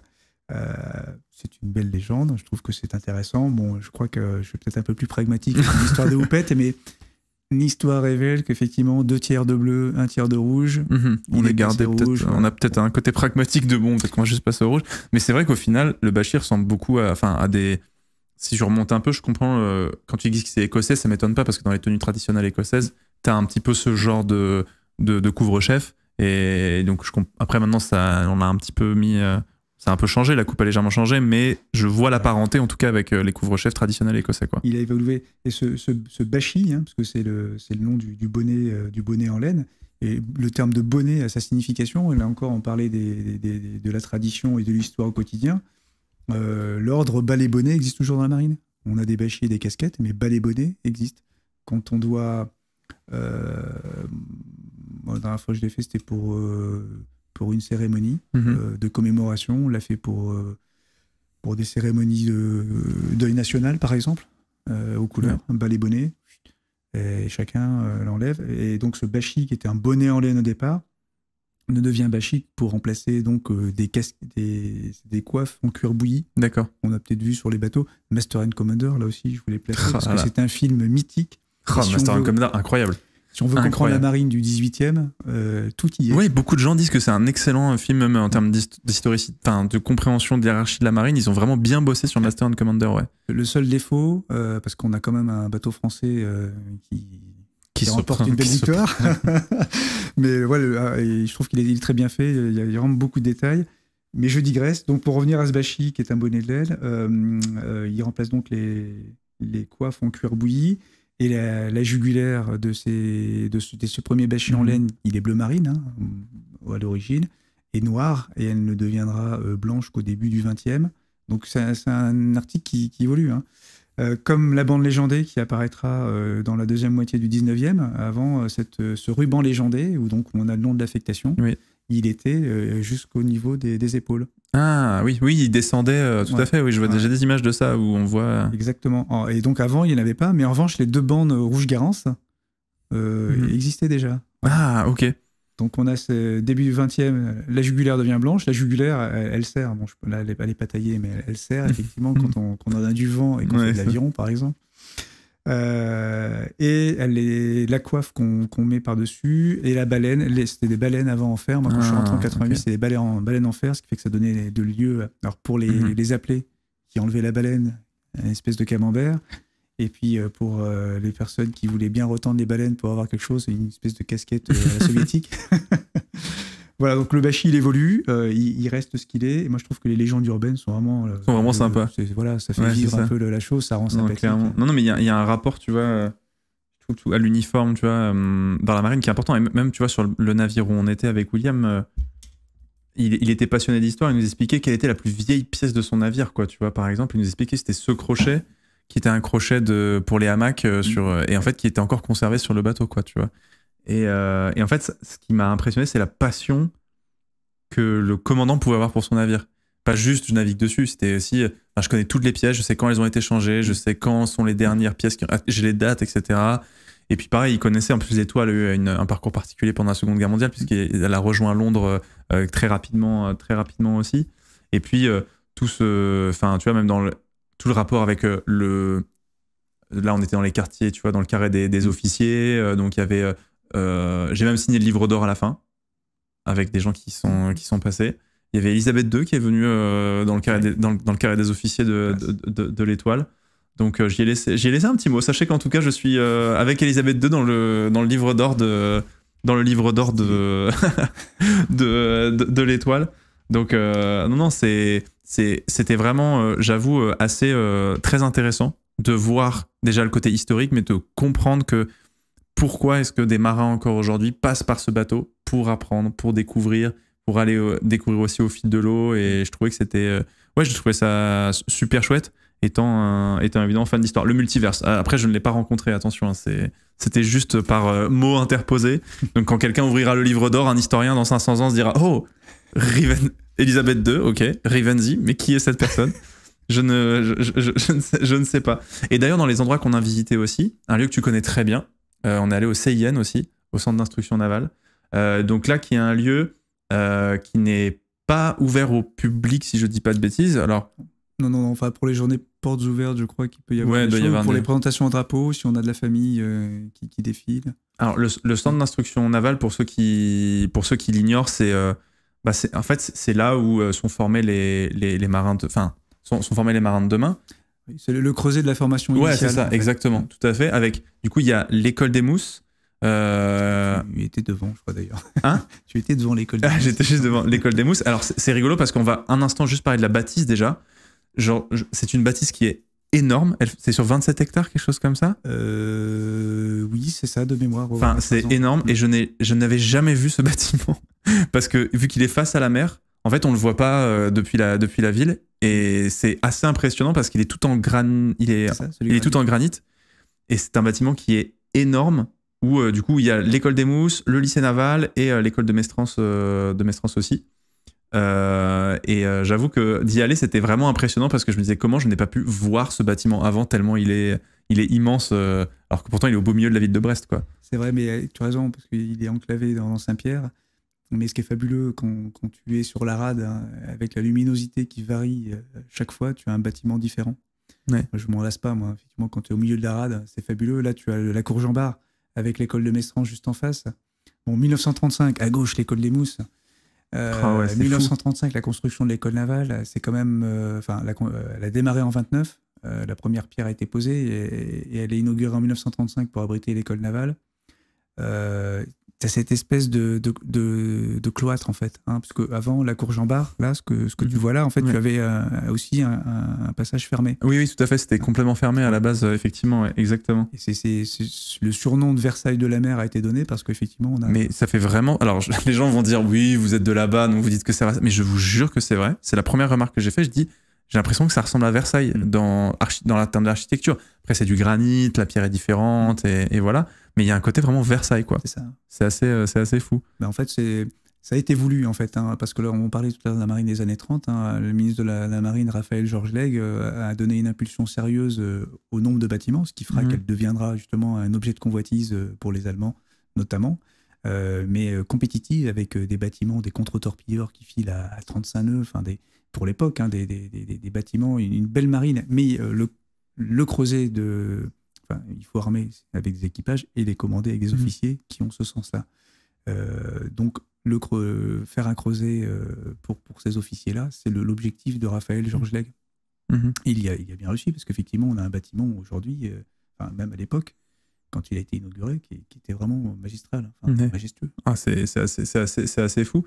Alors, moi, c'est assez intéressant de savoir, puisque peut-être que pour les gens qui ne sont pas forcément de la région, c'est peut-être un peu compliqué à comprendre, mais c'est vrai que l'école des mousses dont tu as été le directeur, c'est assez rigolo parce qu'on en a toujours un petit peu entendu parler, mais sans vraiment savoir ce que c'était. C'est-à-dire que, moi, je te le dis honnêtement, l'école des mousses, c'était un peu ceux qui étaient un peu moins bons en classe. On me disait, j'ai déjà fait des conseils de classe où j'ai entendu des profs dire ça, tu vois, en disant, il est pas très bon, il fera l'école des mousses. Et en fait, on comptait soit sur l'école des mousses pour le remettre un peu dans le droit chemin, ou pour les gens qui n'étaient pas trop formatés pour, on va dire, le système éducatif classique, et on disait, oui, il fera l'école des mousses, quoi, tu vois. Il y avait un peu ce truc-là. Cette image d'Épinal. Oui, cette image d'Épinal, exactement. Si je peux tordre le cou un peu à l'image d'Épinal, j'ai passé 2 ans avec des jeunes fabuleux, des jeunes talents, quoi. Les mestranciers avec qui j'ai passé 2 ans à Saint-Mandrier, il était tout autant, hein, mais à 16 ans, quel courage de venir, de quitter sa famille, de venir pour un projet professionnel. Eux ont un but. Et s'ils n'ont pas trouvé leur place dans le système traditionnel, là, ils ont cette capacité de démontrer qu'ils ont des capacités, et ils en ont. On a fait beaucoup de choses. Et, curiosité d'esprit. La devise de l'école des mousses, c'est mousse, toujours vaillant et loyal. Et honnêtement, là, les 2 promotions, et même celles qui suivent et celles qui ont précédé, l'école des mousses, c'est une très belle école. Et il y a un savoir-faire, on a parlé tout à l'heure d'apprendre les rudiments. Quand on est issu de l'école des mousses, on sait se débrouiller et faire beaucoup de choses dans la marine parce qu'on la connaît, on a grandi avec. Et on connaît les valeurs et aussi le prix de l'investissement que ça a pour pouvoir y arriver. Parce qu'on est finalement au bas de l'escalier social dont on parlait. Et si ce n'est pas un ascenseur, c'est un escalier, c'est qu'il faut qu'on fasse l'effort. Et le mousse, il sait qu'il aura beaucoup plus d'efforts à faire. Et honnêtement, les mousses qui sortent de l'école ont des projets et ils ont envie d'en découdre. Et ça qui est fabuleux. Hein. Donc pour moi, j'ai pas vu beaucoup de derniers de la classe, ou alors ils sont pas restés longtemps. Parce qu'il y a ça aussi. Hein. Oui. En fait, je dirais que si on s'est trompé de motivation et qu'on est venu pour chercher un contrat, en fait, on a frappé à la mauvaise porte. Oui, je vois. Donc, je dirais que dans l'école des mousses,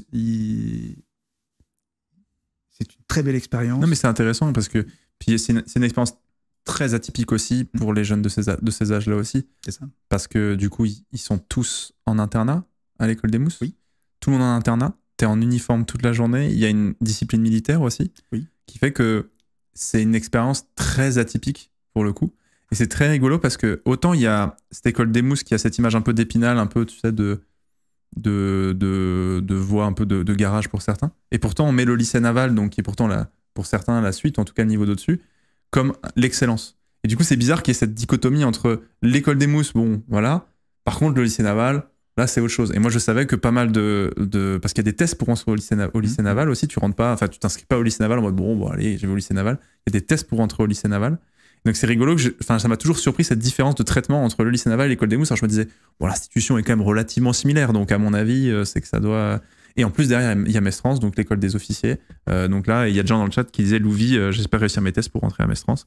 Donc, tu vois, il y a aussi cette différence qui était étonnante, quoi. Alors, ce qui est très intéressant, ce qui est passionnant, justement, je parlais de creuser pour le CIN dans la formation initiale, ce qui est passionnant, c'est qu'en fait, chaque école apporte mutuellement des choses. Je m'explique. Les mestranciers et les mousses font des choses ensemble. Des gardes d'honneur, où chacun a son rôle. Et je reviens justement au fait que chacun a sa place à bord. Et que chacun a réussi à trouver sa place parce qu'il a les grades, il a son positionnement, son emploi. Et quand on fait travailler ensemble toutes ces personnes-là, elles se connaissent. Quand vous montez du service, vous êtes jeune mestrancier, vous montez du service à l'internat des mousses, vous connaissez les mousses. Donc vous connaissez les gens avec qui vous allez travailler et à qui vous allez donner des ordres. Les Olympiades, des photos, les Olympiades, on fait du sport ensemble. L'aviron, les défis armoriques qu'on fait avec les écoles ensemble. En tout ça, ça tire vers le haut en fait. Parce que chacun voit que ce soit les classes prépa qui vont peut-être être officiers, les futurs mestranciers et les mousses, ils vont travailler ensemble. Donc c'est eux la marine de demain. Ouais, ça c'est intéressant. Et créer du lien avec tout ça, pardon, c'est ce qu'on s'efforce de faire finalement, et mes successeurs et mes prédécesseurs le faisaient aussi. Dans cet écrin qu'est le CIN, où tout respire la marine. Ouais, c'est fou. Le CIN a les pieds dans l'eau, c'est fabuleux. Je ne sais pas si tu as vu la salle d'honneur du CIN en haut, là. Non, on ne me l'a pas montré. Bon, ça nécessitera peut-être que tu reviennes sur place, alors. Si je suis invité, je viendrai avec plaisir, mais rien que d'aller dedans, tu vois, déjà, c'est fou. Après, l'histoire du CIN aussi pendant la Seconde Guerre mondiale, c'est qu'il a été aussi occupé par les Allemands, et qu'ils ont, un peu comme partout dans Brest, fait des souterrains aussi.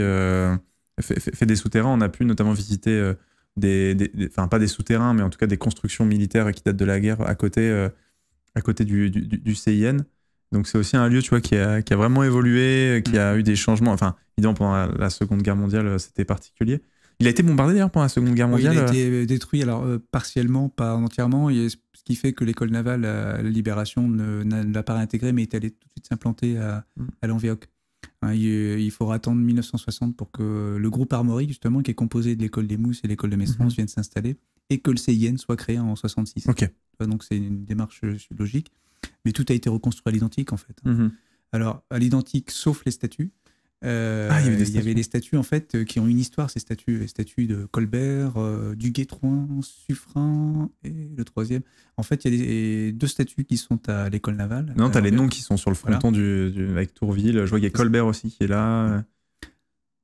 Et Duquesne, donc les incontournables de la marine. Alors, si on a l'œil averti pourra distinguer qu'au bas de l'escalier, ce que tu avais pris, je crois que c'est tête de bélier. Oui, tout à fait, exactement. Il y a une façade qui l'a et l'autre qui ne l'a pas. Voilà, parce que ça n'a pas été remonté. Celle-là, effectivement, c'est tête de bélier, là. Voilà, elle est mise à terre. Et c'était un ornement qui doit être sur l'aile, qui doit être ouest, il me semble. Ouais, c'est ça. Ok. Mais tout respire. Quand tu vois le bâtiment de première ligne, tu vois les candélabres là qui sont c'est stylisé avec des feuilles d'acanthe et quand tu vois les linteaux des entrées là, tu as des Neptunes un peu partout, des Tritons, des Neptunes, les noms des marins, enfin voilà tout. En fait, il y a beaucoup de connotations, de termes aussi marins, tout que tu. Ça, c'est assez rigolo parce que quand tu entends des chants de marins, notamment qui viennent de Brest, il y a plein de termes que quand tu n'es pas marin, tu ne comprends pas, tu vois. Et donc, non, c'est ça. En fait, c'est un lieu, c'est clair qu'en termes de fans d'histoire, et en plus, c'est des lieux que tu visites quasiment pas quand tu es civil. Enfin, franchement, tu n'y vas jamais. Donc, j'avoue que j'étais vraiment content de découvrir cette facette de la ville où j'ai grandi aussi. Et de voir de voir aussi, on a vu la base des sous-marins aussi, qui était un moment assez fou parce que on pense évidemment au loup de l'Atlantique, aux sous-marins allemands, les U-boats qui partaient depuis cette base-là. Par exemple. Ouais, exactement. Enfin, tu vois, il y a plein de choses comme ça qui font que c'était vraiment, vraiment super chouette de pouvoir découvrir, de pouvoir le découvrir sous cet angle-là. Et c'était super intéressant. J'allais te poser une petite question parce que là, ça fait 1h30 qu'on parle. On n'est pas loin, on touche doucement mais sûrement à la fin de notre discussion. Il y a l'île Longue. L'île Longue, c'est encore autre chose, les copains. L'île Longue, c'est les sous-marins, c'est les sous-marins nucléaires. C'est de l'autre côté de la rade, donc c'est encore autre chose. Il y a plein de gens qui parlent, qui sont dans les promotions, tu vois, qui vont faire qui vont rentrer certains à Mestrance ou quoi pour les sous-officiers. Donc, non, c'est super intéressant. Est-ce que tu as une anecdote sur la marine originale que tu aimes bien raconter un peu, tu vois, au repas de famille, tu vois, un peu celle qui te permet de briller un petit peu en mode est-ce que vous saviez que la marine française, tu vois, une petite je pense que tu en as plein. Alors il y en a, alors, je suis pas très exubérant et non. Alors, moi il y a un truc fabuleux qui te fait sourire en tout cas, quoi. Qui me fait sourire, oui, parce que je l'ai vécu et ça m'a fait tout drôle. La première fois, j'ai été de compte secrétaire d'État aux anciens combattants, qui était Hubert Falco à l'époque. Et ma première sortie était le défilé du 14 juillet. Et je me suis retrouvé jeune 3 gallons au milieu du gouvernement. Waouh. Roselyne Bachelot, Marie Drucker aussi était là. Voilà, et je me suis retrouvé comme ça lâché, devoir faire mon travail et le travail des deux camps qui est quand même de guider le ministre et de lui dire là où il va aller, d'anticiper. Et là, je me retrouvais en fait dans un film. Voilà. Et ce que je veux dire par là, en fait, c'est pas forcément parce que j'ai rencontré les membres de ce gouvernement, mais c'est que dans la marine, et quand je dis que j'ai pas encore tout fait ce que je pourrais faire et ce que je voudrais faire, qu'il reste beaucoup de choses et qu'il y a aussi tellement de choses d'orientation. Il y a des talents dans la marine. J'ai des musiciens, des écrivains, des gens qui font dans l'associatif, qui font beaucoup de choses. Mais c'est qu'on peut, dans une affectation, se retrouver à faire des choses auxquelles on n'aurait jamais pensé. Ouais. Et là, par exemple, se retrouver dans un cabinet politique. Oui, c'est vrai que c'est quand même. C'est loin quand tu t'es dit, bon, je vais rentrer dans la marine. Oui, je vais rentrer dans la marine parce que je vais être marin. Voilà. Et là, on se retrouve sur la place de la Concorde à Paris, et au milieu de membres politiques. Ouais, clairement. J'entends. Où est mon bateau? Enfin, voilà, c'est ce genre de petites anecdotes. Après, moi, j'ai beaucoup de souvenirs, effectivement. Mais surtout de partage, et l'avantage justement d'avoir l'expérience, c'est pouvoir maintenant faire bénéficier un peu plus les autres, et c'est pour ça que là avec ces 2 postes en école, j'ai trouvé beaucoup de plaisir. Même le recrutement était aussi un passage intéressant, mais de faire partager ça et de dire que voilà, vous rentrez avec un bac littéraire, vous pouvez faire beaucoup de choses intéressantes. Clairement. Du saut en parachute. Yes. Du saut en parachute dans la marine, ça existe? Bien sûr. Ouais. Ok. Très bien. Oui, y a pas, on peut faire de l'étraco, les embarcations rapides de commando. de la corde lisse. On peut faire beaucoup de choses. Rien n'est impossible, en fait. Après, effectivement, il y a un cadre et il faut qu'on soit dans ce cadre pour le faire. On ne fait pas n'importe comment. Comme tu disais, effectivement, c'est cadré. Et c'est cadré pas pour, empêcher de faire, mais pour maîtriser. Tu auras compris, hein, quand on anticipe pour partir à la mer, c'est qu'on va maîtriser un maximum de choses. Maintenant, comme dans l'aéronautique, on ne peut pas tout maîtriser.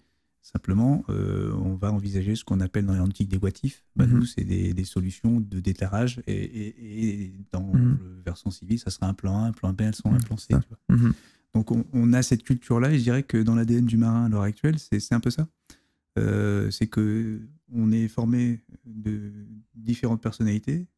Mais chacun a son métier, mais il est marin, militaire et technicien. Donc, il doit savoir faire plusieurs choses. Et tout ça, c'est complémentaire. Et avec nos personnalités, on est tous différents. Donc, en fait, on s'ennuie jamais. C'est ça, tu as plein de choses à découvrir. Il y a Nogodi, un copain qui aime beaucoup le rugby aussi dans le chat, qui me dit le véhicule ou l'équipement le plus impressionnant que tu aies pu voir. En tout cas, tu te dis, wow, ça c'est...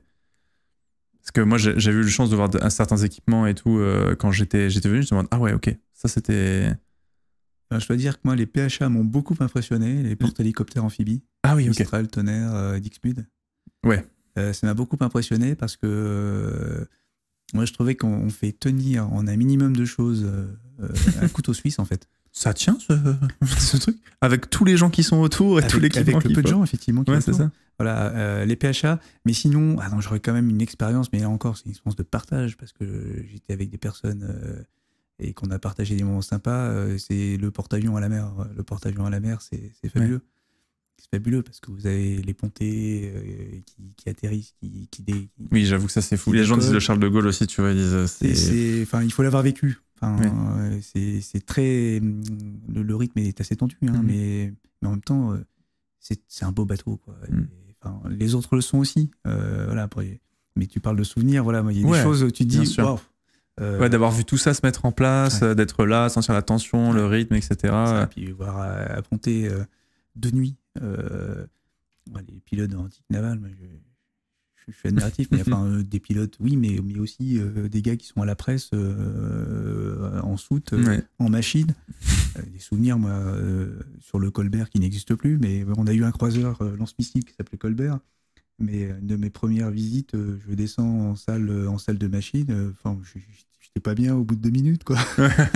C'est compliqué. Et je veux dire que chacun apporte sa pierre à l'édifice et cette complémentarité fait l'esprit d'équipage, justement, où même la personne qui est en soute pour faire la plonge, elle est aussi importante que la personne qui va mettre les munitions sous l'avion. Ouais, clairement. Et c'est ce côté, et chacun à sa place. Et c'est ce que je dis souvent, Mousse.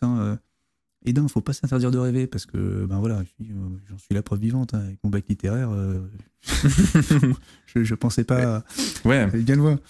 Mais chacun a sa sens. Mais simplement, il faut... Et je pense qu'avec un objectif, on travaille... on met les ingrédients qu'il faut pour y arriver, parce qu'on sait qu'on veut atteindre quelque chose. Voilà, il faut le vouloir. Ouais, et puis en plus, comme tu es de nature curieuse, ça se sent.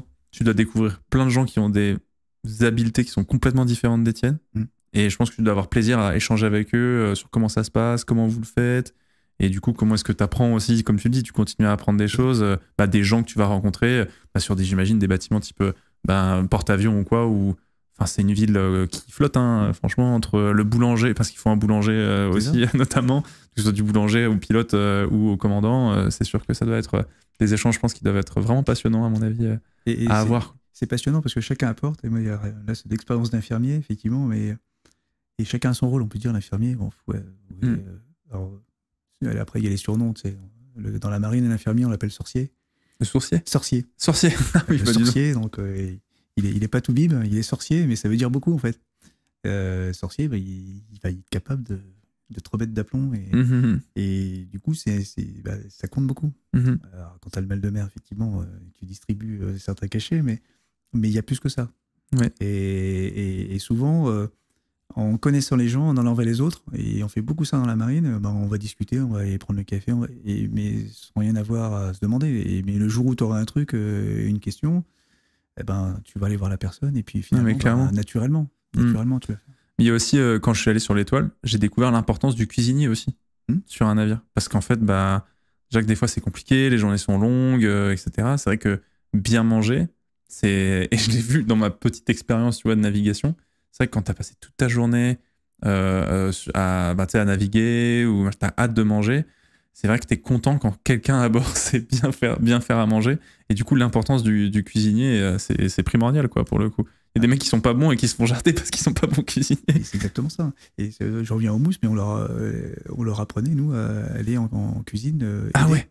Voilà, parce que oui, t'as été utile, en fait. Tu fais ça, tu prépares à manger pour tes collègues, t'es utile. Et puis en plus, si tu prends goût, c'est encore mieux. Ouais, c'est ça. Comme dans One Piece, exactement, Zo. C'est comme dans One Piece. C'est la même chose. En tout cas, Eric, merci beaucoup pour cet échange. J'étais vraiment ravi que tu viennes, en tout cas, d'échanger sur l'histoire de la marine. J'ai trouvé que c'était hyper enrichissant. J'espère que ça vous a plu dans le chat aussi. Parler de ton parcours, parler d'histoire aussi, parce qu'en vrai, rencontrer des passionnés d'histoire, toujours il y a des atomes crochus, des connexions qui se font, et j'ai trouvé que c'était vraiment hyper intéressant. Et j'espère que tu as passé un bon moment toi aussi. Écoute, excellent, je te remercie de ton invitation. J'ai passé un excellent moment, effectivement. J'espère que j'ai pas trop monopolisé l'attention. Dans les chats, les gens étaient en mode ça transpire la passion, c'était trop bien. C'était trop chouette. Les gens étaient vraiment ravis. Merci beaucoup, Eric. Les gens sont très contents pour le coup. Je les remercie aussi, parce que c'est toujours intéressant de pouvoir avoir des questions et puis essayer d'apporter des réponses aussi. Ouais, aussi, parce que tu vois, autant l'armée, c'est quelque chose, mais la marine, c'est encore différent. C'est encore d'autres termes, etc. Là, on parle un peu des bouquins que tu as écrits. Est-ce qu'il y a d'autres bouquins que tu prépares actuellement ou c'est moins le cas Si, je travaille, en fait. Quand même. Non, en fait, on parlait des lectures. Je dévore beaucoup de choses. Alors après, effectivement, il y a des ruptures avec certains bouquins. Je parlais de Churchill tout à l'heure, mais je travaille beaucoup sur le siège de La Rochelle, le grand siège. C'est pour ça que tout ça m'intéresse. En fait, je suis depuis quelques années on va arriver au 400e anniversaire du grand siège. Et la révolution après ce grand siège pour la marine a été importante. Il y a un amiral, Julien Lagravière, qui passait sous les radars depuis un bon moment, là, qui est à 2 secondes métier du 19e, qui était académicien quand même, qui a écrit, mais c'était très généraliste, mais moi qui m'a donné l'envie d'aller plus loin. Et effectivement, je pense que la tactique et la stratégie navale, quand on défait 3 fois les Anglais, ça permet de bien souligner.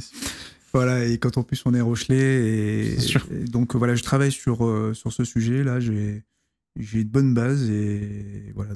Donc, super. Ça ne viendra peut-être pas dans les 6 mois à venir. Mais... En vrai, j'aimerais trop un jour je sais pas si tu es habite de ça, mais parler de tactique, de tactique maritime, mais à l'époque, par exemple, tu vois, au 17e, 18e, parce qu'en fait, on peut parler de tactique militaire un petit peu, mais tactique navale, c'est tellement particulier parce que tout bouge tout le temps, comment tes repères évoluent sur un plan d'eau, entre guillemets, tu vois. C'est des choses, j'ai tellement vu peu de choses sur le sujet, quoi, tu vois. Je me demande. C'est passionnant, c'est ce qui a fait la différence entre un Nelson, un Duperré, un Villeret-Joyeuse, et le mouvement. Avec la voile, je pense que tu avais abordé l'étoile, tu as dû le voir, mais le mouvement est capital, mais même à l'heure actuelle, on n'a rien fait de nouveau. Non, mais être inerte, alors je prends les paroles d'un général de l'armée de terre, De Gaulle disait que être inerte, c'est être battu. Mais je crois que c'est valable pour tout le monde, en fait. Pas qu'il l'ait dit dans le contexte où lui était, ça m'étonne pas qu'il l'ait dit. Oui, alors il avait écrit, je crois que c'était vers l'armée de métier, et quand il parlait de son expérience au régiment de chars, là, parce que faut savoir qu'il commandait un régiment de chars. Ouais, tout à fait, exactement. Et il militait à l'époque, il dit il faut qu'on mette des chars, des divisions, il faut qu'on fasse des divisions de chars. Sauf qu'on lui disait mais non, mais les chars, on va les mettre un peu partout, et puis ce sera bien avec l'infanterie, et voilà. Et t'es en mode mais non, il faut qu'on ait des chars regroupés, et on fait des têtes de pont, et on enfonce. Sauf que les Allemands l'avaient compris avant les Français, malheureusement, à ce moment-là. Et voilà. Non, mais tu vois, c'est vrai que la tactique marine, je vais un peu plus durer, désolé, mais la tactique marine, c'est quelque chose, j'ignore tout. C'est-à-dire que autant, tu vois, sur un champ de bataille, avec, je l'imagine au Moyen-Âge, des archers, des lanciers, une cavalerie, même à l'époque napoléonienne, tu vois, je comprends un peu la dynamique, mais je sais même pas si, tu vois, tu dois avoir différents types de navires dans ces batailles navales de cette même période. Comment est-ce qu'elles doivent évoluer? Est-ce que tu as des corps d'armée qui existent? Du coup, est-ce que tu as des escadres qui doivent évoluer? Comment? Enfin, bref, je pense qu'il faudrait on pourra en reparler. Il faudrait faire un autre live dessus parce que c'est passionnant. Parce qu'entre la bataille de Lépante, c'est 16e, 1571 de mémoire, et les combats actuels, effectivement, tu as une évolution tactique. C'est impressionnant, toi. Parce que en fait, je n'y connais rien sur la tactique maritime. En tout cas, c'est sûr que c'est quelque chose que je connais pas. On veut d'autres collabs avec la marine, c'est possible. Écoutez, on va voir. C'était la première. On verra, mais en tout cas, merci beaucoup à la marine pour d'avoir ouvert leurs portes pour qu'on puisse justement aller filmer à l'Arsenal. C'est une chance de pouvoir y aller quand vous êtes civil. Alors, je sais qu'il y a des portes ouvertes qui sont organisées de temps en temps. Donc, si jamais ça vous intéresse, que vous êtes dans la région de Brest, ou même, je pense que peut-être Toulon aussi, peut-être doit faire des choses similaires. Enfin, en tout cas, n'hésitez pas si ça vous intéresse. Mais c'est toujours des échanges que vous voyez avec des passionnés aussi. Et merci beaucoup à Eric d'être venu. C'était vraiment un plaisir. Merci à vous d'avoir été là. J'espère que ce sujet vous a plu. Moi, c'était un sujet qui me tenait quand même à cœur parce que, comme je disais, étant né à côté de la mer, ayant eu beaucoup de membres de ma famille qui sont des militaires, étaient des marins surtout. Franchement, c'était hyper chouette de pouvoir avoir ton regard aussi sur l'histoire de la marine et j'espère que ça vous a plu et franchement, au plaisir de pouvoir vous refaire des émissions sur l'histoire de la marine parce que je pense qu'on a juste effleuré la surface, on a vu beaucoup de périodes différentes, beaucoup de sujets différents, on a aussi un peu parlé de la marine aujourd'hui. Et je pense qu'il y aurait, franchement, même à parler que d'une seule bataille, je pense que ce serait intéressant de vous faire peut-être un cas particulier sur les Pentes, sur Trafalgar ou sur d'autres. Franchement, on pourrait imaginer ce genre de choses.